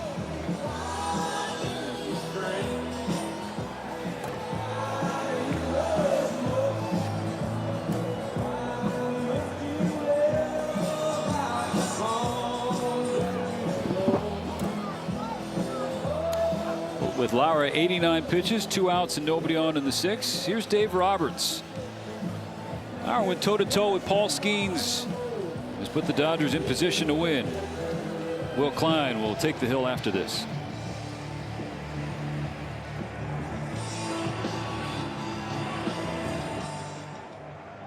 Final line for Eric Lauer, done after 5 2/3, 89 pitches and 64 strikes. Didn't walk a batter, struck out 5, 2 runs, 2 solo homers. So this call to the bullpen now, brought to you by Jacoby and Myers. Will Klein, through his 22nd game of the year, enters in a monsoon. Strike 1 to Brian Reynolds, who hit 1 of the 2 home runs against Lauer. It is really coming down. Tie game in the 6th, 2-2. Yes, he did. Strike 2. You understand why the Pirates want to play on here. See if they can sneak one.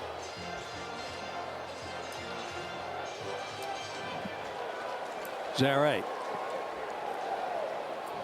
Pirates are at home. You just want to, you can be here all night. You make the visiting team, they're in an uncomfortable spot. Oh, fastball slips away from Klein. 1-2. Pirates will stay here till as long as they want if they could try to garner a win. I mean, there's a wall of rain. We can barely see the other side of the river from the booth up here. 2-2. Always a nice way to start out the road trip. I mean, didn't know you had a little weather issue right out of the chute in June. I feel like in Pittsburgh, there's always a strong chance when the Dodgers come to town. Got him swinging. Nicely done from Will Klein through the rain. Completes the scoreless 6 for the Dodgers staff. Still tied going to the 7th.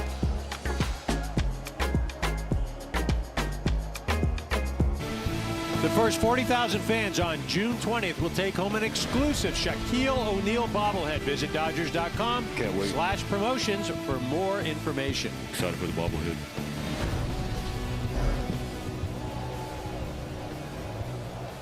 This happened between innings. Just surveying the phone. Think we can play through this? There's double rainbows right now above PNC. Dalton rushing. It's a foul ball. Just foul at first base. Starting the 7th inning in Pittsburgh, the Dodgers and Pirates are tied at 2. It was 2-0 Pirates after back-to-back homers in the 1st. And the Dodgers chipped away. Sac fly from Tucker in the 2nd. An RBI base hit from Muncy in the 6th. You got a little tarps off out in right field, huh? As long as there's no tarp on. Fair enough.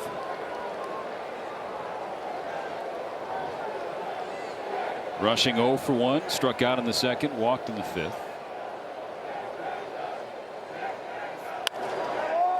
He slashes a base hit the other way.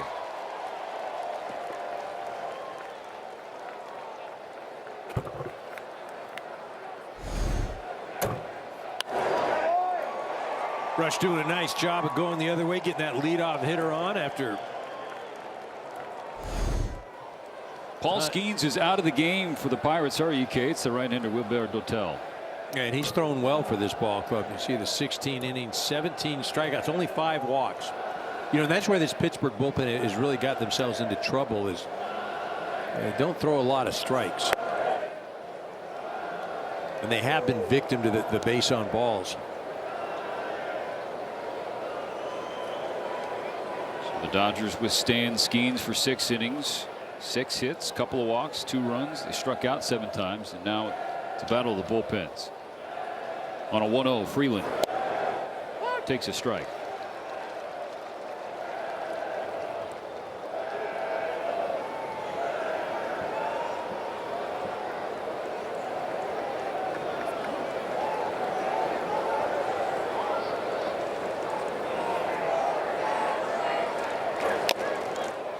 Ooh, foul back off of Henry Davis. Painful second strike for the Pittsburgh catcher. I think your Tarps off section is trying to do a Bronx roll call. Yeah, they are. They're trying to chant some names. Yeah. Well, I will say this: the weather seems to have rolled through here pretty quick. I don't believe in that anymore. Just like You're done with it, yeah. First few innings. 6 innings, and then you let it go. Yeah, I'm over that. I'm on to the next. What weather?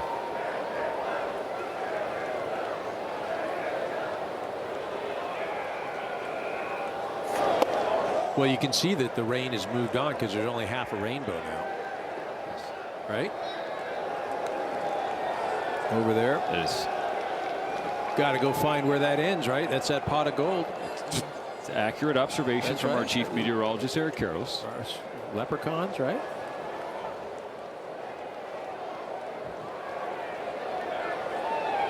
Dotel's 2-2. Freeland bounces one into left field. Back-to-back hits at the bottom of the order. Starting the 7th. Rushing will go from first to third. So a couple of things. Obviously, a nice at-bat by Freed. That pitch out over the plate. He's got that hole. But even better by Dalton Rushing. He's got that play in front of him. He makes the decision himself. Gets aggressive, gets to third. So, yes, was that slide a little aggressive early on in the game in the base running? You're going like, That, though, was big league move right there. Huge, huge base running by Mr. Rushing. So the table is set for the top. Shohei Ohtani hitless so far tonight in 3 tries. Go ahead run 90 feet away. Change up low.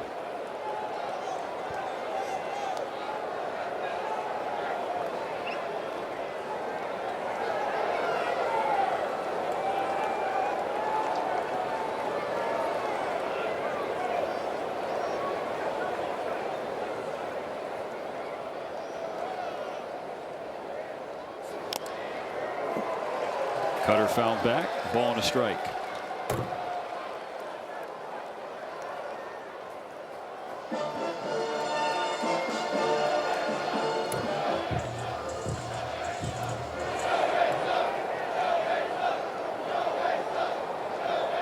That's a wildly inaccurate chant coming from right field. Careful what you wish for.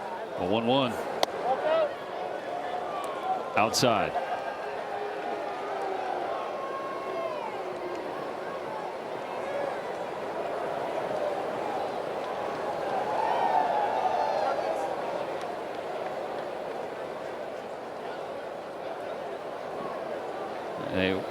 Do the Pirates want to take a look at the mound?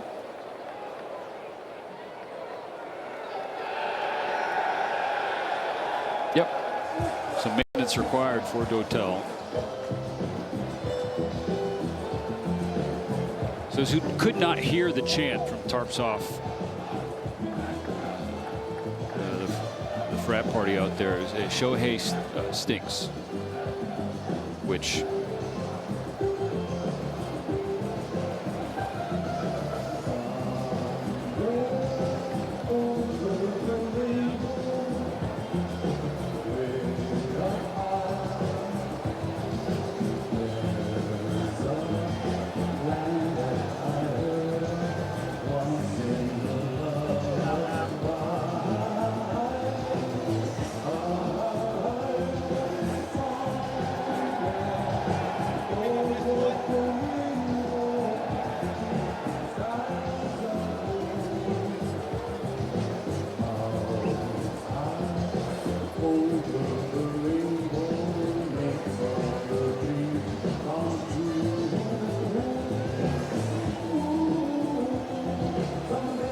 As they work on the mound, it does look like people are coming back out from shelter at PNC to reclaim their seats.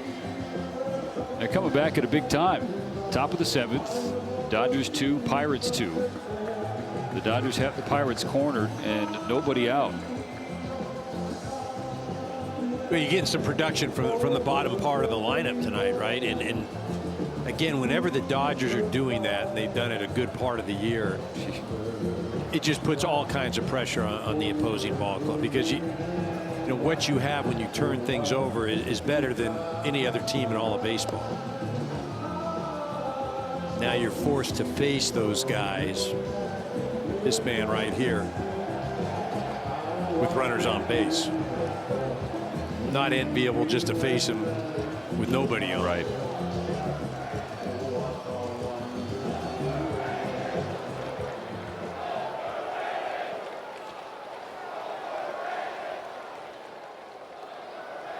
Everybody's ready.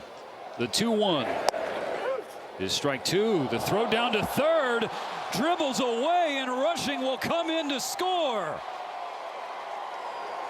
Okay, so we're gonna, yes, we can get on Rush all day long about that slide into second. Not good. Base running first to third, elite. Going back to third in that situation, even better. Finds the third baseman, gets in his way, and does it standing up. If he slides, then it's a clear lane for the catcher. Look at this. Look at it. Look where he's standing straight up, right in the way. I mean, that's how you're taught, and that's the way you should go back into third on a pickoff. That's how the Dodgers lead. Now Ohtani trying to add to it. He laces one to left center field, but Freeland had to see it through. He's going to be waved around anyway. The throw's going to second. Ohtani slides, and he's safe. An RBI double for Shohei. 4-2 Dodgers in a blink.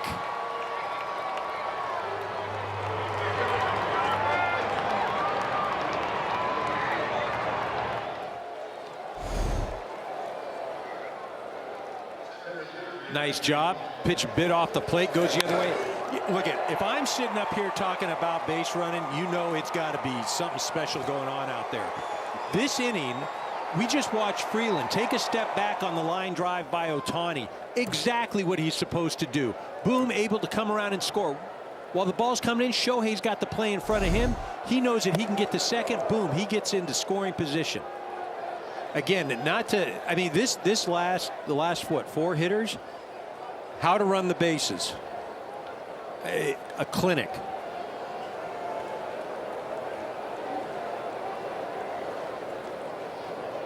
The 1-0 to Andy Pages is in there for a strike. And the bottom of the order once again, EK, making things happen. This is the 34th game that the Dodgers have gotten at least 3 hits. 7, 8, and 9 in their lineup. But it's not just getting hits.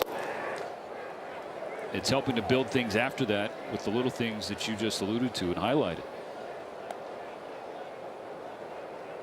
And those are the things that, you know, I don't want to say they go unnoticed, but they're not emphasized.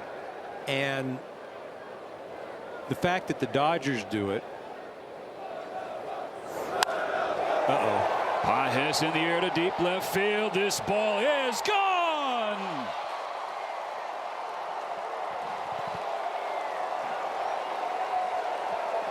Pages versus Pittsburgh again. A 2-run shot for number 15 on the year. This thing certainly unraveled quickly for the Pirates.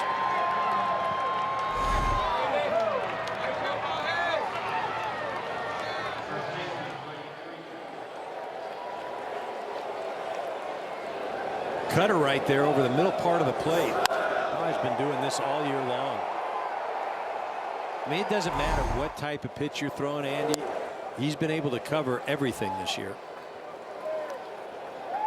His first hit of the game. 15th home run, an 18th hit in 12 games against the Pirates in his career.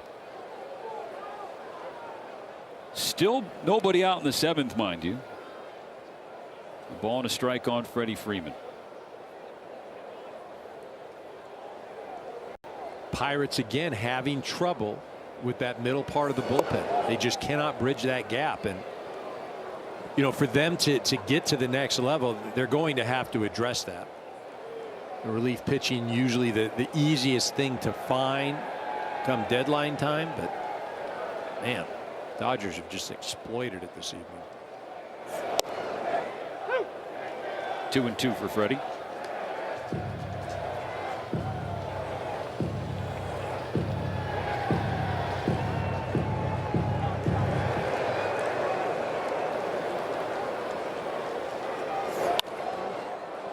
Spray to the left field side, slicing toward the seats. Get out of play, and we'll do it again.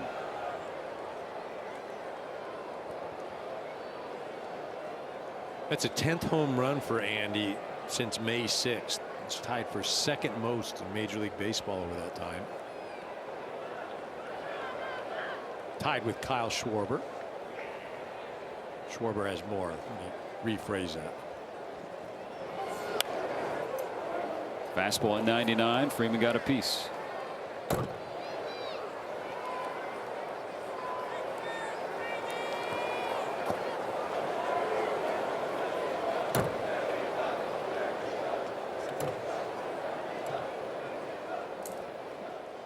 How about another 2-2? Full count. Freeman doubled and scored his last time up. At that point, tied the game at 2. Got 6 unanswered runs from this Dodger offense since falling behind 2-0 in the first.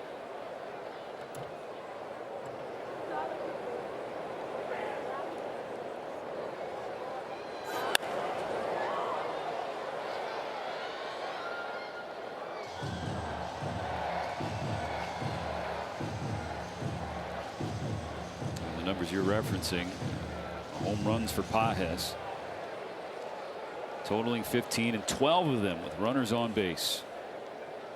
Another payoff. Freddie.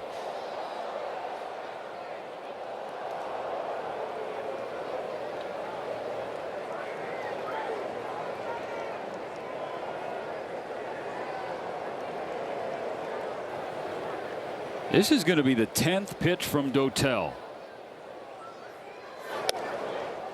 Ball 4. The first 5 Dodgers reaching safely to begin the 7th.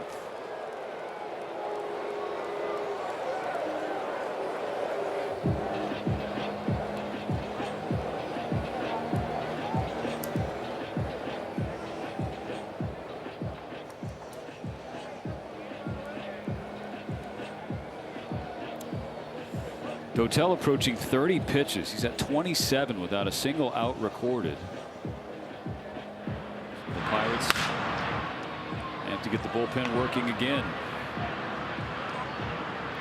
You know, this is one of the things too that the Dodgers do, and it doesn't necessarily show up on paper, but first game of the series, you know, you're exploiting the bullpen, and how is that going to impact the rest of the series?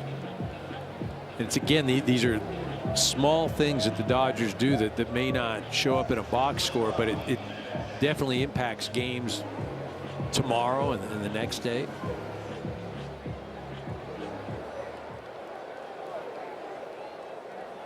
Fourth time up for Mookie Betts. He's 1 for 3 with a double and a run scored.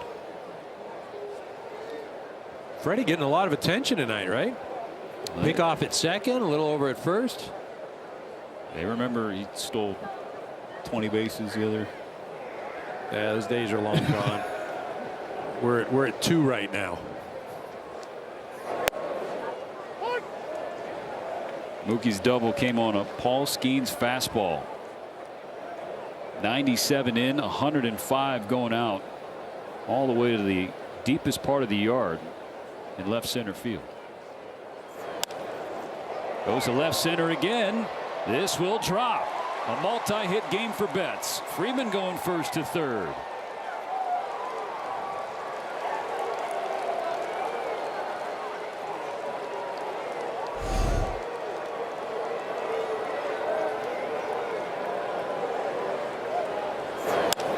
Ball finds some grass out there. Not scorched like he did on that first at bat.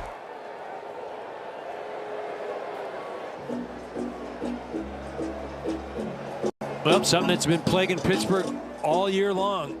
Middle relief. So far, doing it again this evening. Pitching change for the Pirates. Max Muncy will be at the plate when we come back. But Andy Pages with a 2-run shot. The Dodgers not done yet.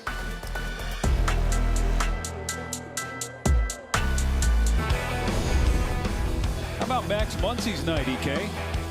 It started off with the single, just whetting everybody's appetite. And then, boom, off the fence. Little double here. And you know what? Just for good measure, we're going to drive in and run on a pitch against Skeens. It's like 3 inches off the plate. Little something there for you. Maybe a little dessert right now, huh? Why not? It's the right-hander Brandon Bedoya. And Harrods, Freeman, and Betts on first and third. No outs in the 7th. 6-2 Dodgers. First pitch, a ball inside on Muncy.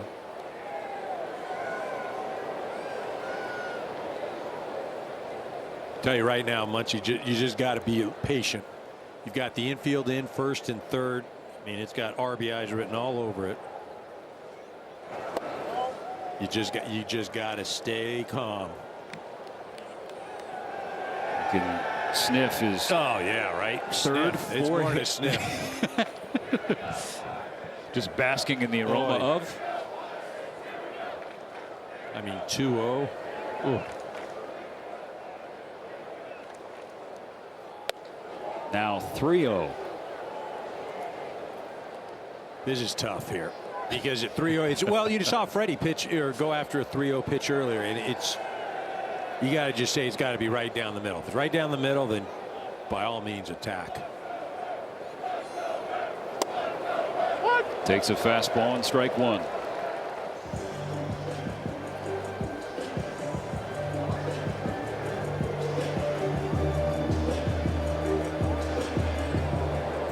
Muncy looking for his third 4-hit game of the season.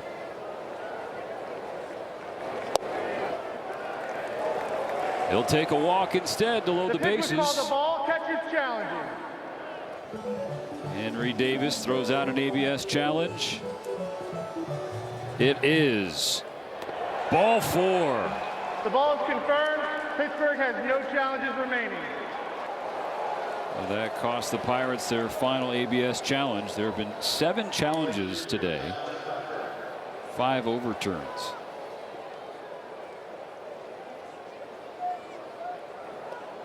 Bases loaded, still nobody out.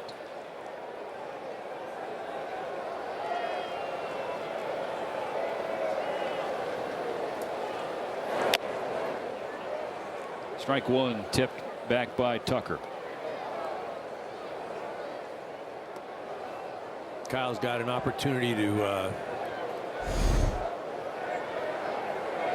put nail in coffin right now if he can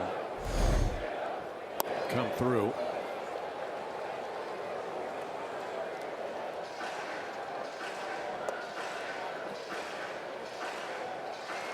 I mean, I almost take a timeout right now and just regroup Fire at the plate. Yeah. Infield remains in for Pittsburgh.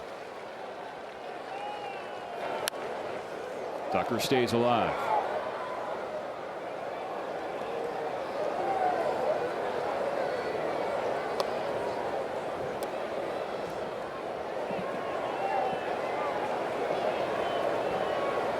Tucker already has 1 RBI tonight, a sacrifice fly in the 2nd.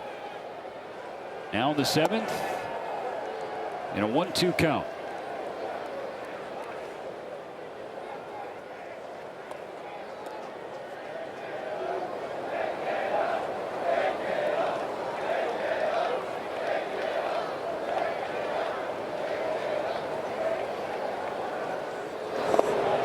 Lays off a slider in the dirt.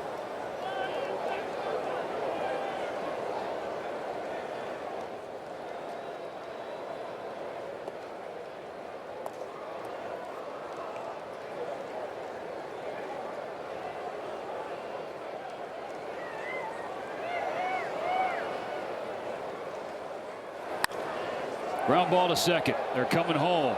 Throw a little wide, and then Davis lost the ball. Lau with a bad throw. Davis couldn't hold on to the ball or the plate. Freeman scores, and the inning continues with the Dodgers now up 7-2. You have to take a look at this again. I'm not really sure why he didn't just step on the plate. I know he was off balance, but he had an opportunity. Will catch it. Just he never even had it at all. But again, why? Like, did it come out? He never grabbed it. He never caught it. Okay. And Lau had time. So what's tough about it as an infielder, when you're the infield, you don't turn your body. You don't square it up to home plate. You get it. You don't close your front shoulder, and so then you just kind of wing it. You don't have the accuracy. It's not as easy as you think. He scored fielder's choice E4 on Lau. Still no outs in the 7th. Ryan Ward is the 9th Dodger to the plate.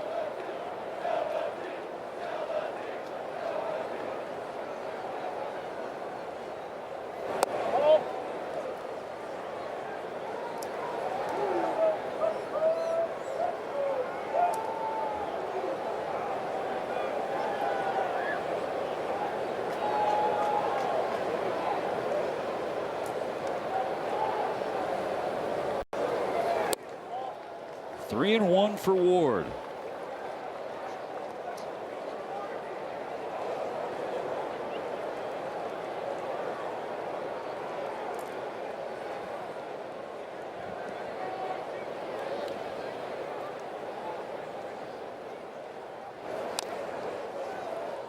Ward took a rip of that fastball. The count runs full.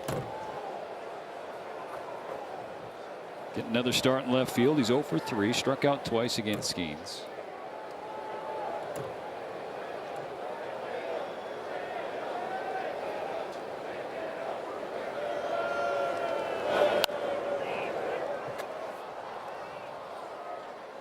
If you're a hitter, you're seeing all your teammates just kind of keep passing the baton, big inning. If you're coming up, are you thinking, oh gosh, I can't wait to get in there? No, you're just taking it as an opportunity. I mean, another payoff from Benoit. That's ripped into right. Ryan Ward brings in Betts. Mark at 8 for the Dodgers.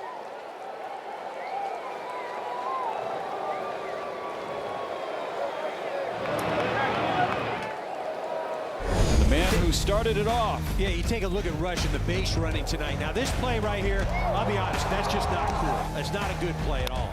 But this base running is elite. First to third, has the play in front of him. He sees it. He makes a decision. Boom, he gets to third. Now he's on third base. There's a pickoff at third. He does what you are supposed to do. Stay upright. Don't go down into the ground. Get in the way of the third baseman. Elite play. Ball gets down the line. He scores. Like I said, the base running tonight from Dalton, I mean, 2 great plays. Like I said, the first one into second base, not great. But the other 2, outstanding. 2 balls and no strikes to Rushing in his second plate appearance of this 7th inning. The Dodgers have scored 6 runs to break the tie in a big way. Still no out.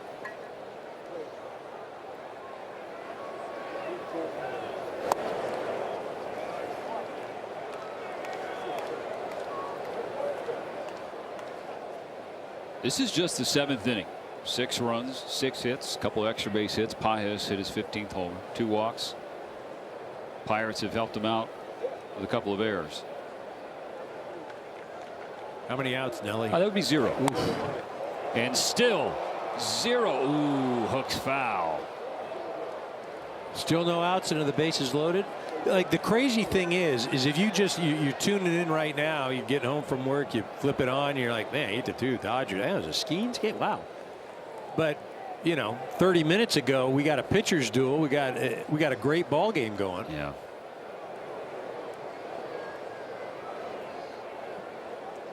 Square count, 2-2 for Rushing. Benoit delivers and beats him with a fastball. And Pittsburgh rejoices after the first out of the 7th.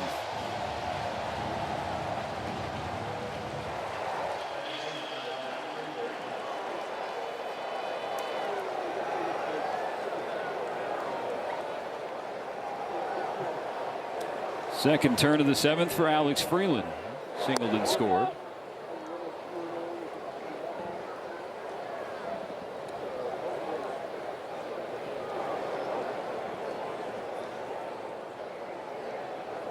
Two for 3 evening for Alex.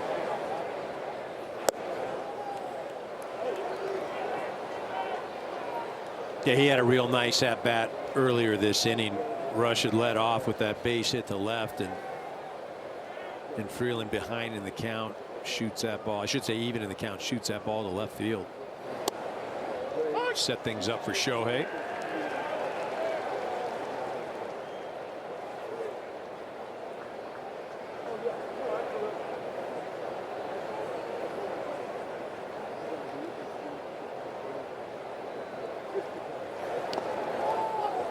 Ball 3.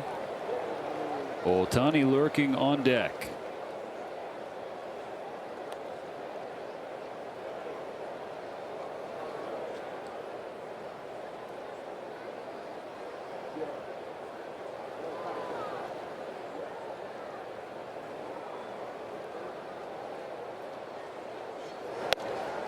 Ball 4 to bases loaded walk.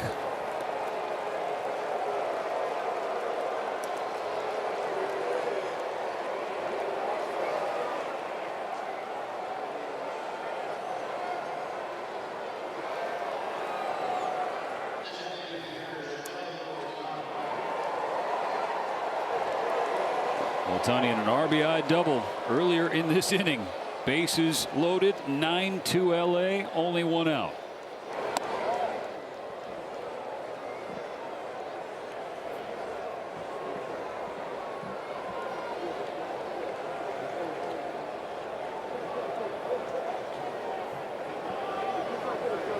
'30th pitch from Bidwaa. Ohtani whiffs on a slider. 1-1.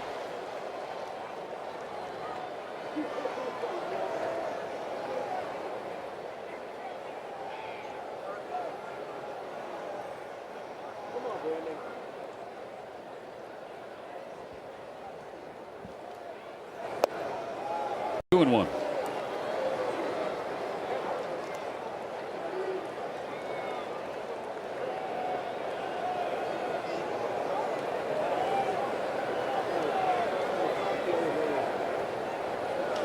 The 2-1 pitch. Ohtani not biting. Ball 3.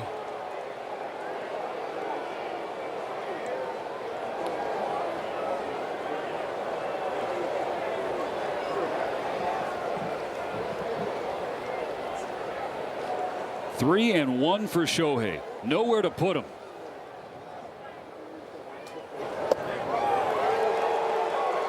Another bases loaded walk, and now double digits for the Dodgers.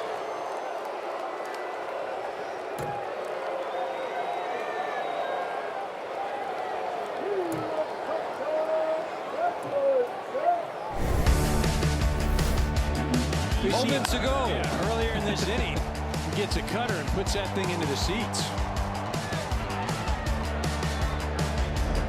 Feeling good. Oof.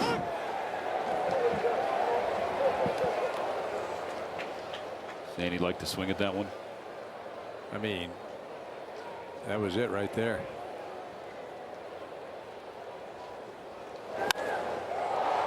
Fly ball right field side. O'Hearn over toward the line to make the catch. Sacrifice fly for Andy Pages, his 3rd RBI of the inning. The Dodgers turn things up to 11. Their 9th run of the 7th inning. First baseman, Freddie Freeman. The only Dodger to ever hit 2 home runs in 1 inning. By the way. Who was that? I wonder who that was. That Oral? Negative, Ghost Rider. That'd be you, EK. Freeman to center field, a base hit. Number 2,500 in his career. As the Dodgers pour it on in Pittsburgh. Got to get that ball right. That guy has to go out, right? There we go. The first major league hitter in 7 years to reach this mark. Freddie Freeman. I mean, the thing that's also amazing about that is it doesn't matter when. Anytime he gets in the batter's box, he is not giving away an at-bat. Ever. And that's tough to do. Another Pirate pitching change. Another milestone for Freddie. The inning will continue right after this.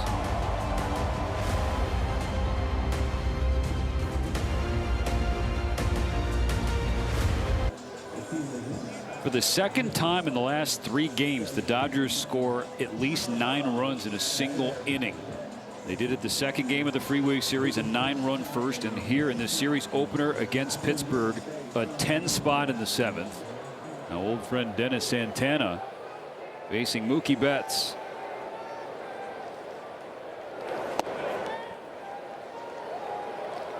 Betts 2 for 4, 2 hits, 2 runs.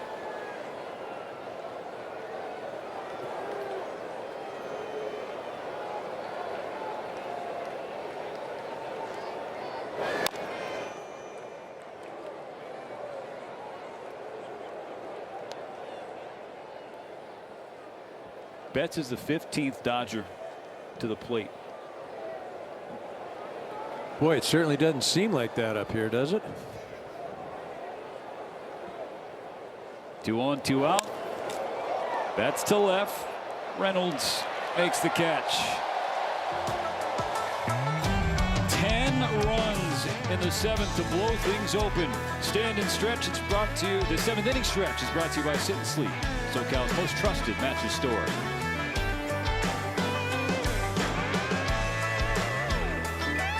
Back-to-back world champion Dodgers baseball on Sportsnet LA is brought to you by Shakey's Pizza Parlor, serving up handcrafted pizza, crispy fried chicken, and famous Mojo potatoes since 1954. Will Klein's first pitch in about 40 minutes is a strike to Ryan O'Hearn.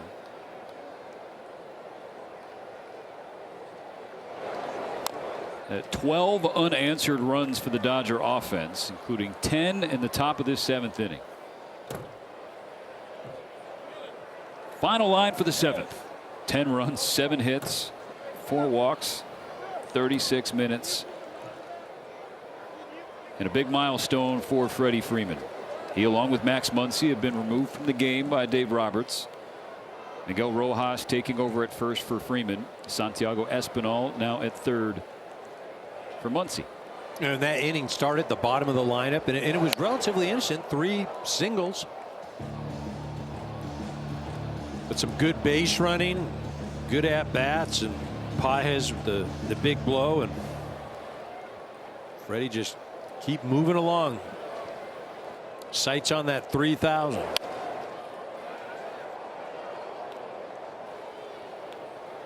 And after that inning came to a close, a welcome line for Freddie Freeman. I said it in his last at-bat, and I don't know that people really understand how difficult it is as far as him not giving away at-bats. Like, it does not matter the situation, doesn't matter the score, doesn't matter the time of year. Anytime he gets in that batter's box, it's like, this is my last at-bat ever. And to have the discipline, the fortitude, just the endurance, the discipline, and like I said, to do that is insane. It's insane. Because you probably give away 20, 30 at-bats a year. Him? 0. None.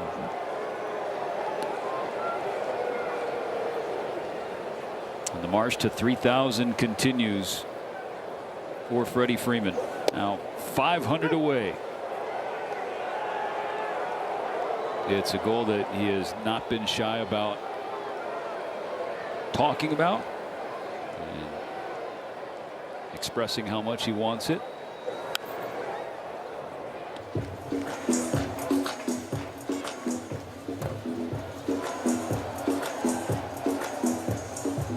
And how often do we talk about it with Freddie Freeman? He's a guy, he would rather go 4 for 4 with 4 singles blooped over the shortstop's head than 1 for 4 with a home run. A hit's a hit is a hit. I'm saying is a hit in the big leagues, right? For him, it's. And by the way, Will Klein was not cooled off by the long wait. Back-to-back strikeouts in the 7th, 3 in a row since entering the bullpen. And yeah, you guys get free Jumbo Jacks tomorrow in Los Angeles after you buy a large drink.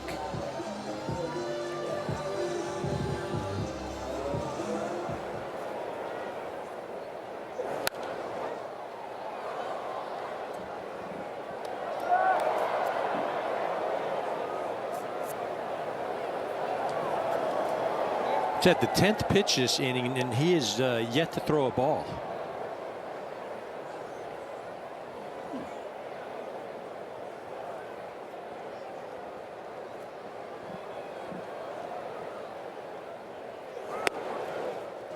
Way to go, EK.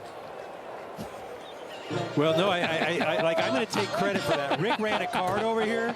No, you said it before the card was handed. I think before I received the card, I think I said that on air. Like that, I'm going to take credit for that. I give him credit for that one earlier tonight's game, but I'm still working up here. I'm not taking a pitch off. That's right. We got to follow Freddie's lead. 1-2.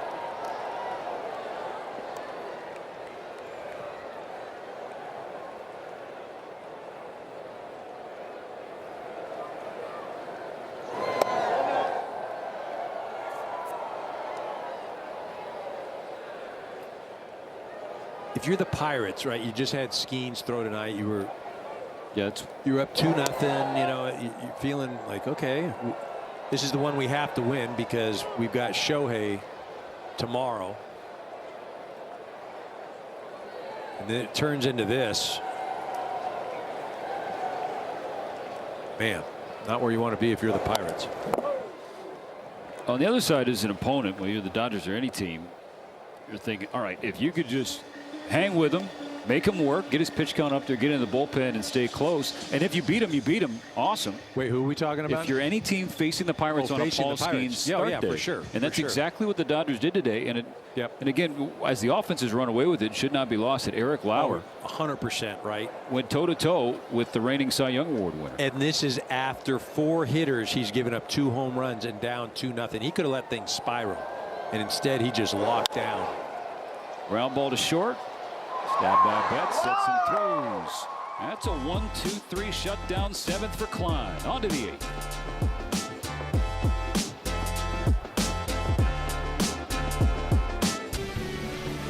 Once again, you're watching back-to-back world champion Dodgers baseball on Sportsnet LA. It's brought to you by your Southern California Ford dealers. Discover the complete Ford lineup. Rugged, stylish, and powerful trucks and SUVs engineered for your adventures. At top of the 7th inning was quite the adventure here in Pittsburgh. The Dodgers scoring 10 runs to break a 2-2 tie. And Santiago Espinal not wasting any time. The first pitch he sees tonight, he singles it into left field. But that 7th inning was the first time since August of 2006 that the first 9 Dodgers all reached safely without a single out recorded.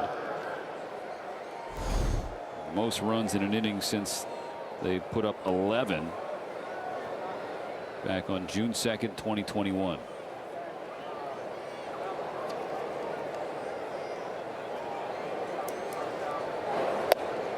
So while that is not Muncy's 4th hit, it does come in his spot as the 5-hole remains perfect tonight.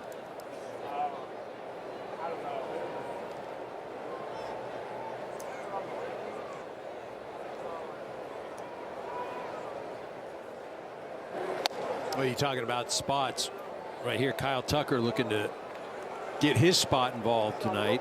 He's been on base a few times, had a sacrifice fly as well, played the first run, but still looking to produce a base hit.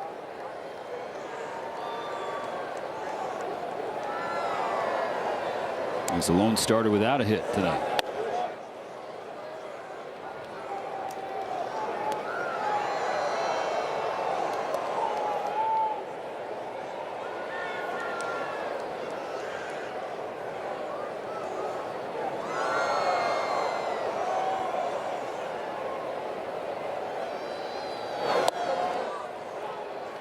Takes another walk. His second of the game. First two Dodgers on to begin the 8th.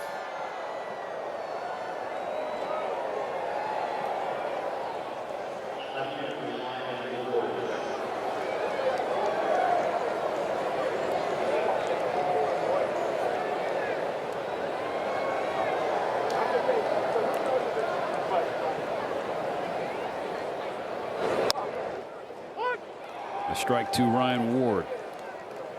1 for 4 RBI base hit during the 7th.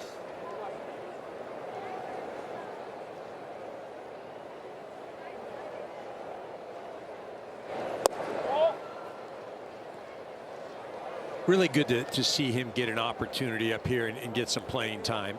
You know, I mean, what he has done, you know, in the minor leagues, and you know, the numbers he's put up, and being the good soldier, and just, you know, keeping his head down and doing everything the right way.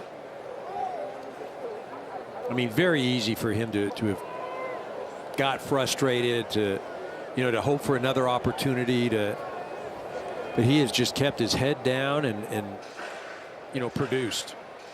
And now Dodgers, you know, have some injuries, and he's getting some playing time.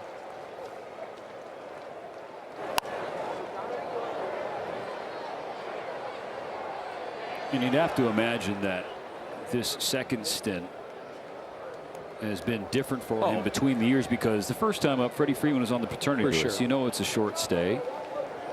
This time you have some runway and a chance to exhale a little bit. Right, and you know, you're getting an opportunity to play at the big league level. As you mentioned, the last one was more or less just, it's like a reward for what you've done and for being, and this time. And by the way, he's not just playing and participating. He's producing, EK. The last 5 hits Ryan Ward has had have all driven in runs. For sure. No, for sure. Look, I don't think there's any doubt in his mind that he can play at the big league level. You know, our third base coach, Joey Malfitano, who was around the game, I mean, he was playing with Willie Mays, and longtime baseball guy. But he used to say that a big leaguer is a minor leaguer with an opportunity. And quite frankly, you know, Ryan Ward just is, you're in the Dodger organization. Welcome back. Ground ball to second.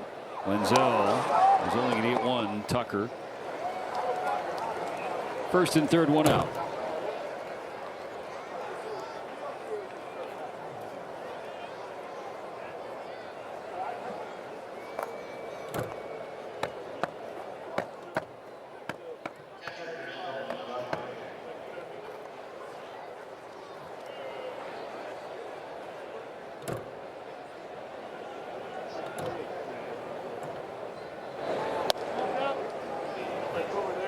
Ball out on Dalton Rushing, who's reached twice.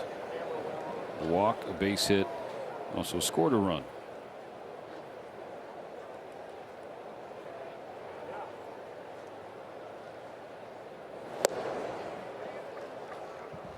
How about this? The Pirates tonight. Paul Skeens in his 6 innings, 103 pitches. Since the bullpen, 82 pitches to get 4 outs. I'm going to say that again, because those of you at home that are eating dinner probably just choked. 83 pitches to get 4 outs. Like, that's crazy.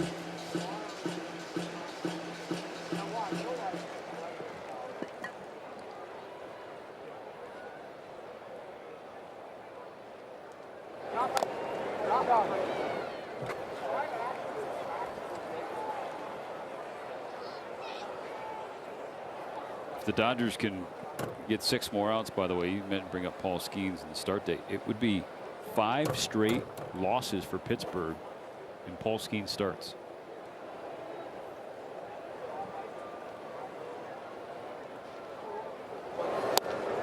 Rushing down, swinging. 2 gone in the 8th.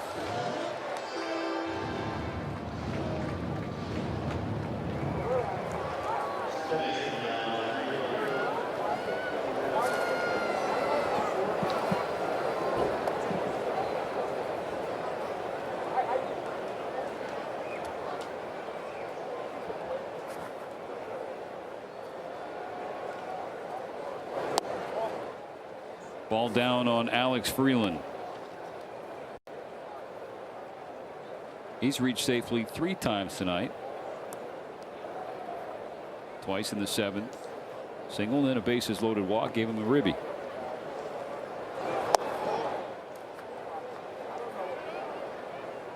Blake Trine has been up for a bit. Already warm for the bottom of the 8th.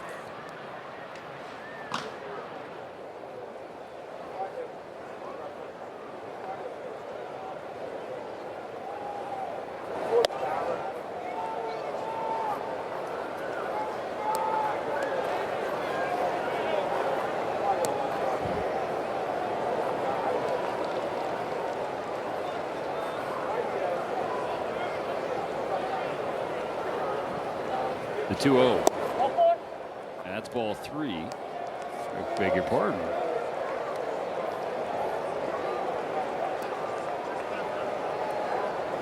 Oh, we just had the wrong graph. We knew up here. We were just following what we had. Reloads the bases for the Dodgers. And now here's Ohtani.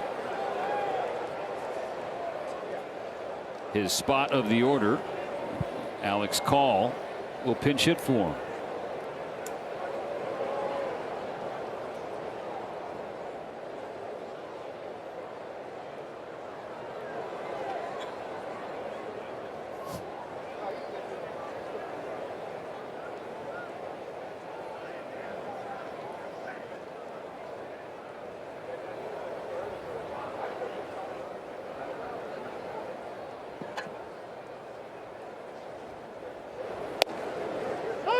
It's 12-2, bases loaded, 2 outs in the 8th. Think, all right, well, the game feels like it's in hand, but Alex Call's a guy, he needs some feel good at the plate. It's 2 for his last 17. And 6 for his last 30.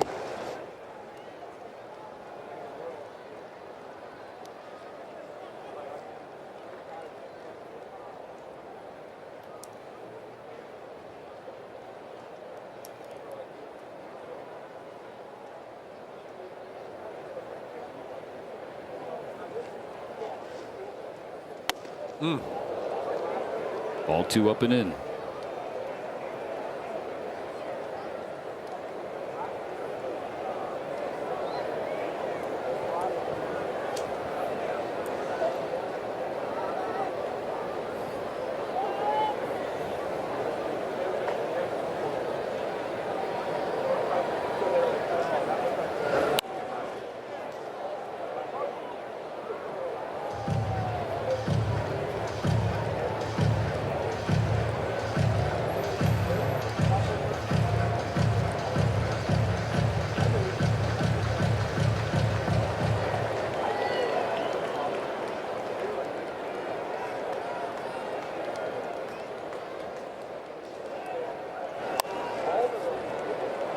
Staying alive, right?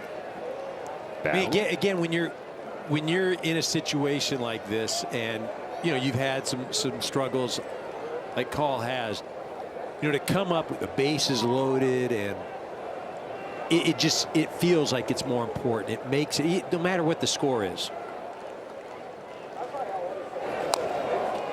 and it's a battle. Sometimes when you're sitting on the bench and you pinch it with 2 outs, nobody on. You're just like, oh, really? Like, couldn't you pick somebody else?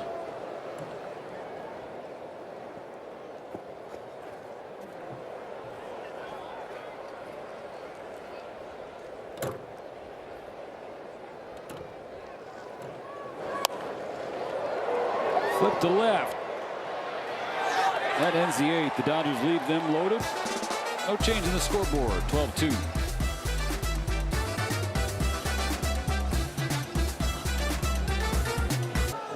Coming up in just a few moments, Access Sportsnet Dodgers presented by Mercury Insurance. John Hartung, James Loney, Nomar Garciaparra have plenty of highlights to go down and rip through as the Dodgers have scored 12 unanswered runs.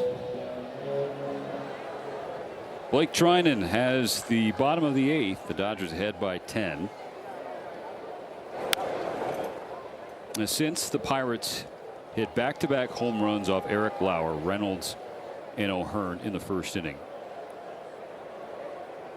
the Dodgers have out-hit Pittsburgh 14-1 and outscored them 12-zip. Yeah, I mean, it's the pitching has been great. The offense has been great. The Pittsburgh offense, 3, 6, 9, 12, 15. I'm counting out loud. 16 straight have been retired. 16 straight. I mean, and if you go after that home run, 19 of 20. And that was just a single.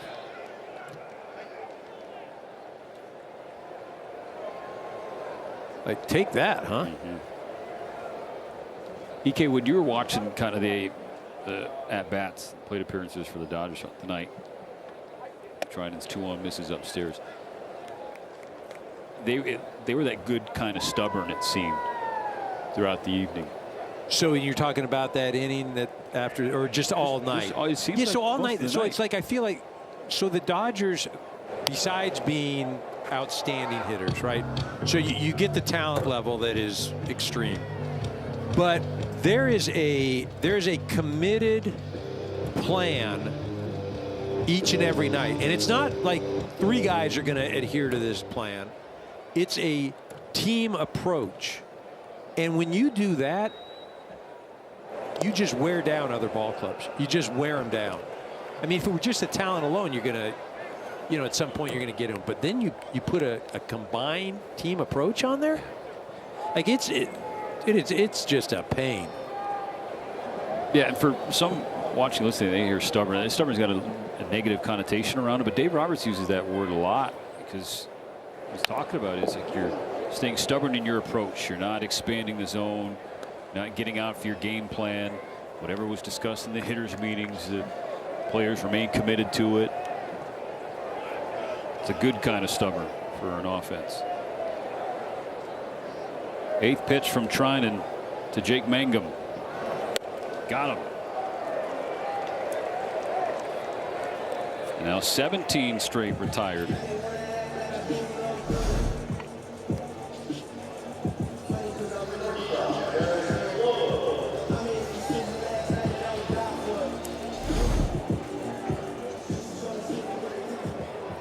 For Will Klein, an inning of the 3rd of no-hit ball, 3 strikeouts. Walton. 21 pitches, 16 strikes, and that's a guy who had to wait basically 40 minutes between the bottom of the 6th and the bottom of the 7th. Walton.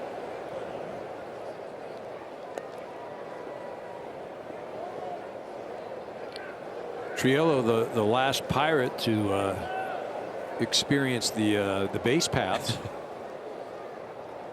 You have to go all the way back to the 2nd inning. Yeah. I mean, it was still sunny then. That's when, you know, Paz was wearing sunglasses back then.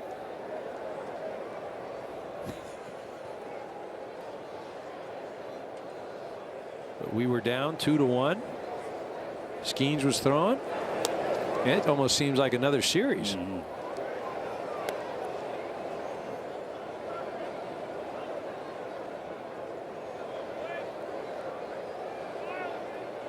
Trying him behind Triolo. The 3-1. Dang, man, I did it. That's it. Time to back it up. No, like, I mean, he's the last guy to get on base. I figured that was kind of an interesting note. Super what interesting. happens? Guy gets on base again. It's all right. You got the rest of the night, Nelly. I'm out. Done. No, don't do that to the viewers. The viewers. Don't do that. Trinan wants the mound work done. It's already happened once tonight.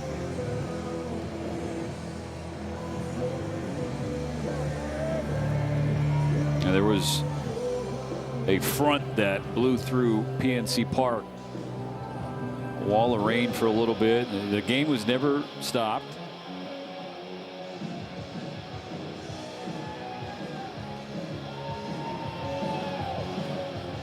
I will say this, though, the view here from this box, and especially tonight, you know, the lights, the buildings, and it's beautiful. I know you guys, there you go. Let's see the buildings in the background. Let's get a wider shot if we can. We're just looking at the bridge right now. Hear that, Bob Sipowicz? EK's directing now, not you. No, I'm not directing. It's like I'm pushing that zoom in, zoom out button we got up here for the shot, right? Oh, you were like yeah, you know, like see, look at that. I mean, it really is. It is. I mean, it's been said 1,000 times. 1001. One of the most beautiful, scenic spots is sitting in this booth, looking out. I mean, this booth is one of the best, except it doesn't have air conditioning. that ruins everything. Stop. No, it doesn't. There's been it does. And don't try and cover for me right now. You were complaining too earlier.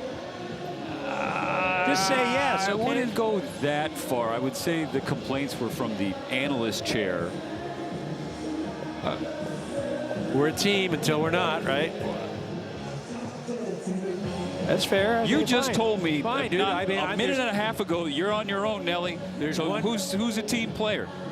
One guy here that says let's wear polos the rest of this series. The other guy says coat and tie. Now I'm not saying who said what. Nomar. Don't bring Nomar into this. Nomar, you know Nomar. Nomar's coat and tie every time. It's I'm not gonna bring Nomar into this, but anyhow. The dynamite drop in.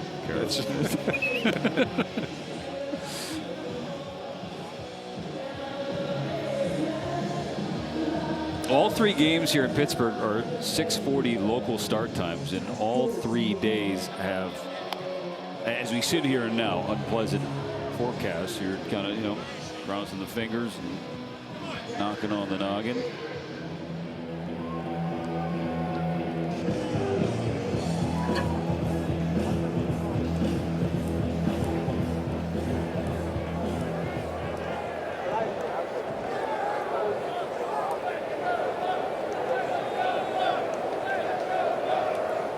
His first pitch after the mound repair is a ball to Henry Davis.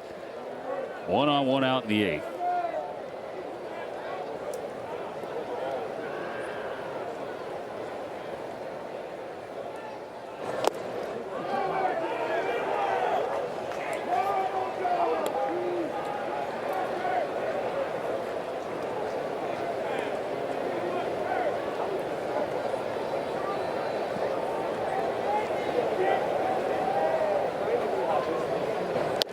There you go. If it had stayed as humid as it was pregame, would you have gone tarps off to finish the game in the booth? Me going tarps off? No. 20 years ago, yeah. Not now. All right. 2-2. You know, you've brought up the jinxes and the mojo throughout the night, good and bad. The PNC section in right field, once they went tarps off and started chanting, instead of chanting for the Pirates, they were chanting negative things toward the Dodgers, and then that's when things did turn the other way. You know what the kicker was when they were saying Shohei overrated, and it's like you could arguably make a point that they should have been chanting underrated. Like it just, that didn't work well for him. But even as great as Shohei is, I still think like we don't even appreciate him enough. No disagreements. Ohtani will make another start tomorrow. Sitting at 6-2 as a pitcher, a 0.74 ERA. He is not qualified as a pitcher. You have to have 1 inning pitch per team game played. So for him to qualify for the Cy Young, you'd have to have at least 162 innings.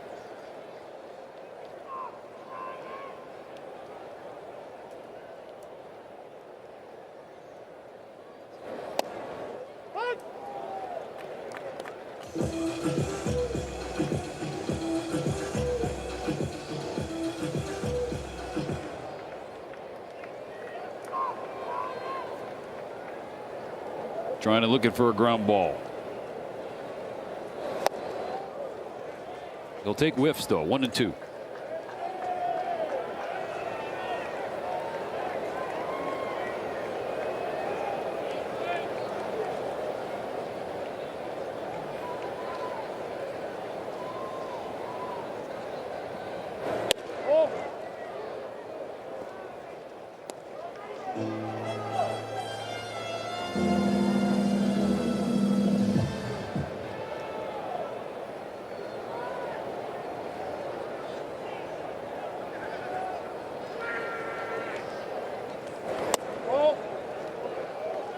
Full count.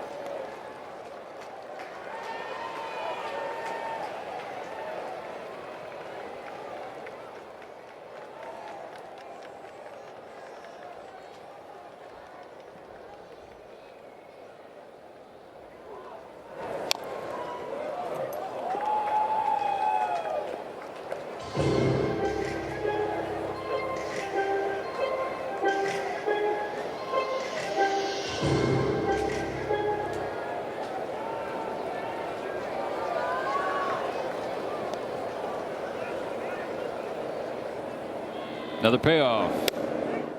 Strike 3 called. No challenges left for Pittsburgh. So while Gonzalez doesn't like the call, he's got to live with it.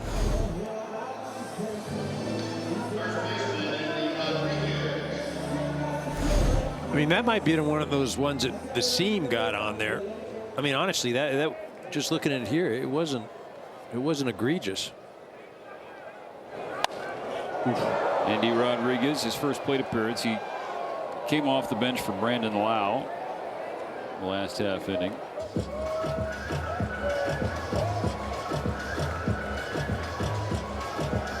Rodriguez at one point one of the top prospects in Pittsburgh's organization. Injuries have really thrown off the start to his career.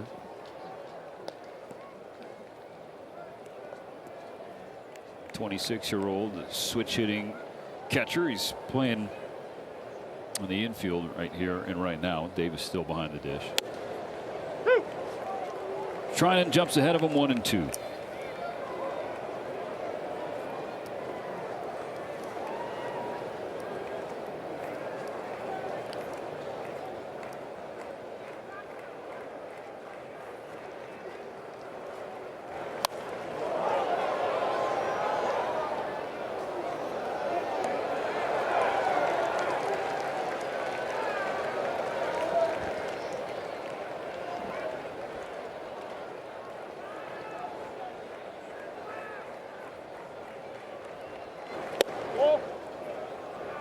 Dalton Rushing taps the helmet. The pitch is called the ball. Pitcher's challenging.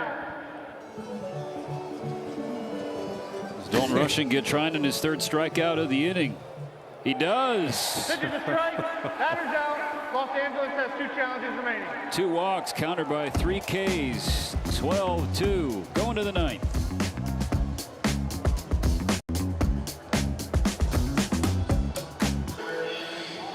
Position player on the mound for the Pirates in the top of the 9th. Tyler Callahan making his first career pitching appearance.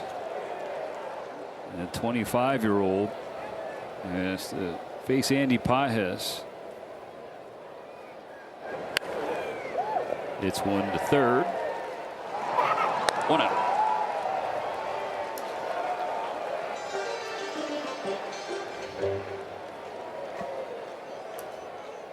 Miguel Rojas.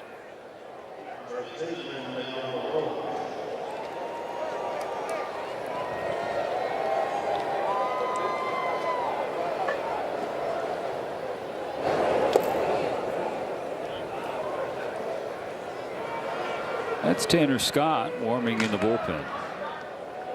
Dodgers 12, Pirates 2. And for those who maybe hopped on a little bit late, Pittsburgh scored the first 2 runs. A couple of homers in the first inning, and it's been all Dodgers since.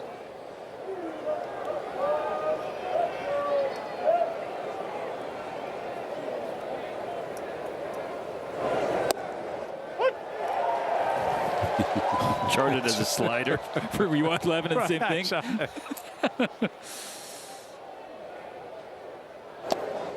Back-to-back breaking balls. Ball 4.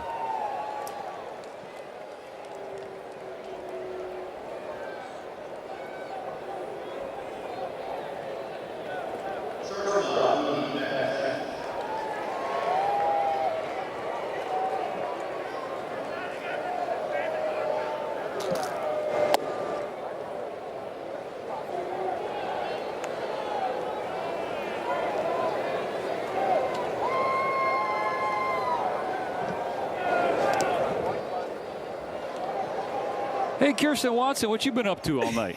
Well, dodging the rain down here, Stephen, but I do have a fun story for you guys. So earlier today, Miguel Rojas, of course, this is the family trip for the Dodgers. So he and his son, Aaron, they actually walked across the Roberto Clemente Bridge to come to the stadium.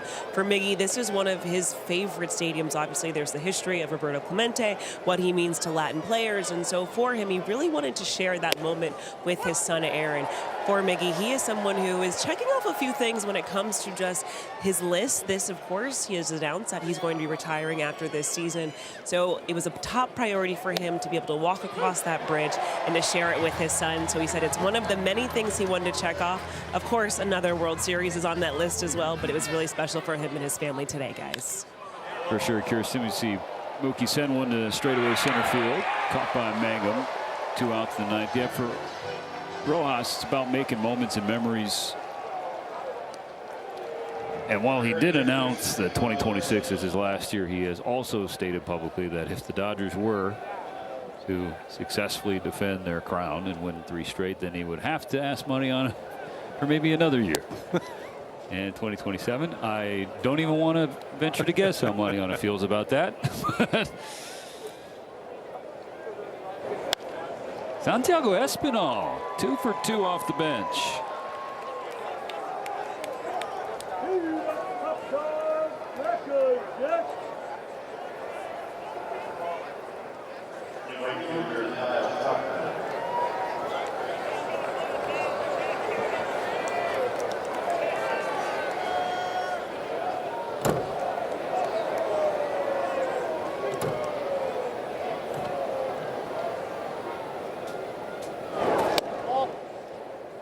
Ball to Kyle Tucker.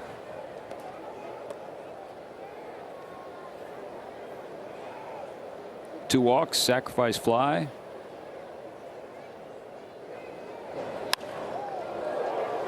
Left center field, playable for Mangum. 2 stranded at the top of the ninth. The Dodgers need 3 more outs.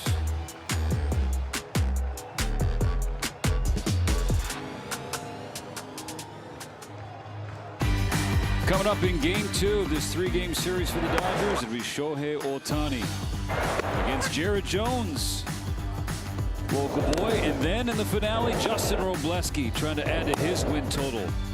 Already has 7, an ERA of 2.62. God, that's just a daunting 3, right? And all of them throwing so well right now. That's when you're the opposing team and you look at, like, who are my probables, right? And you're like, no hits here, no hits here. Holy geez, like, I'm gonna, man, I gotta beg for 0 for 3s or 0 for 2s. Tanner Scott going to get some work in. The Dodgers ahead comfortably 12-2, 3 outs away from a win. Let's go check in with Kirsten once again.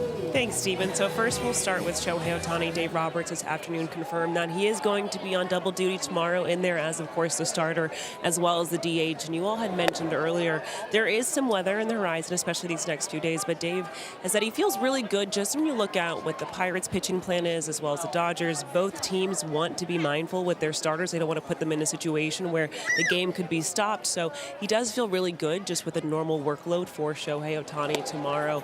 And then when it comes to the bullpen, obviously guys are in a really good spot coming off the off day yesterday. But Dave Roberts did share they have a couple arms here on taxi just in case. But he does feel good ultimately where guys are at. And even with Eric Lauer going into the 6th, I have to imagine this is still a good sign for us to where he is to start this road trip, guys. Yeah, Dodgers in a great spot, right? And especially with the way that this game unfolded this evening. You mentioned a couple guys traveling with the team on that taxi squad. So Dodgers always able to make moves and create opportunities for guys.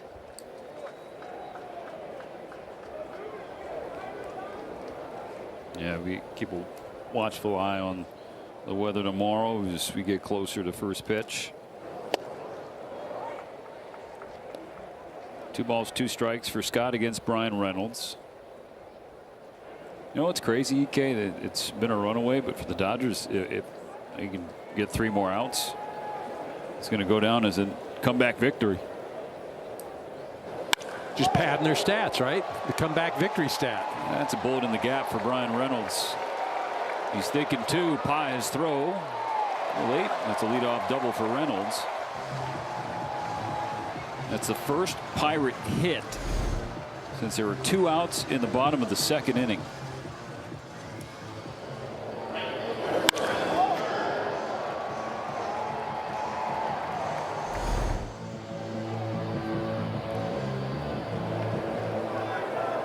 That should be the 2nd comeback win by 10+ runs this year. I mean, we did. We had, through 6 innings, 2-2 ball game, and that was just, the Dodgers tying it up against Skeens right there. And it really has been a tale of two baseball games this evening. I mean, one was elite baseball game, and the second part of it, elite if you're a Dodger fan. I mean, just domination offensively, on the mound, just everywhere.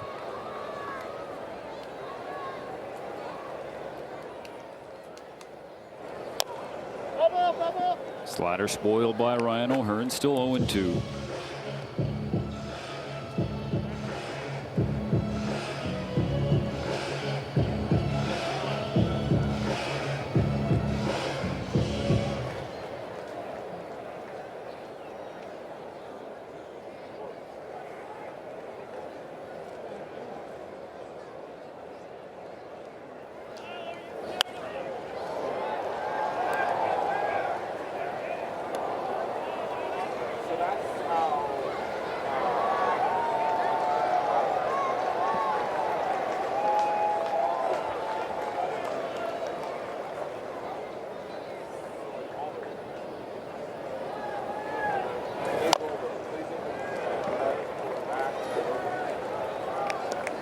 I always feel like Pittsburgh's a popular trip for Dodger fans. So you get a taste of the city and this ballpark, as we discussed every time we're here. It'll be a bucket lister for baseball fans. At the Clemente Museum not far, which is an absolute must.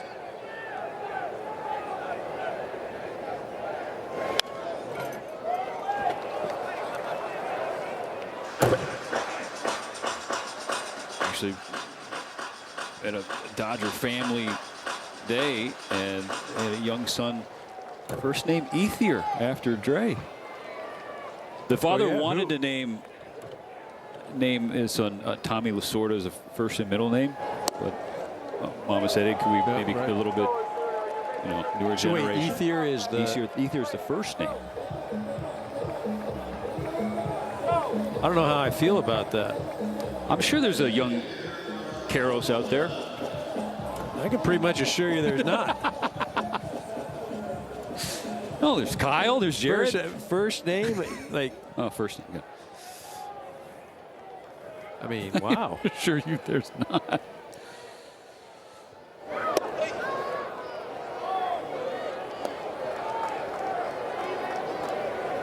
If you are, for whatever reason, still locked in on this 12-2 ninth inning.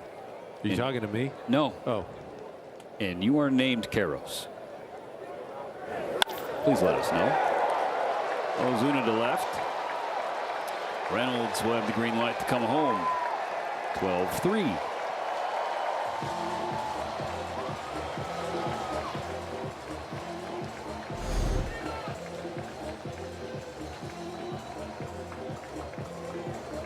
I mean, tougher for Tanner Scott. He's coming in, and yes, he's getting some work in. But one of the things when you're in the batter's box or on the mound is you've got to create a sense of a sense of urgency, adrenaline, and it's not always easy to do. And that's why I talked earlier about Freddie Freeman. The fact that every time he goes in the box, it's never a wasted at bat. And it's hard. It is hard to do. And I get it. You know, Tanner's out there. He's like, okay, I gotta fire myself up. I've got to get myself in the right mindset. Popped him up. Freeland going back. 2 out. You know, and then when you do come in and things don't go your way, right out, you're just like, you got to be kidding me with this. But all part of the game. Everybody deals with it.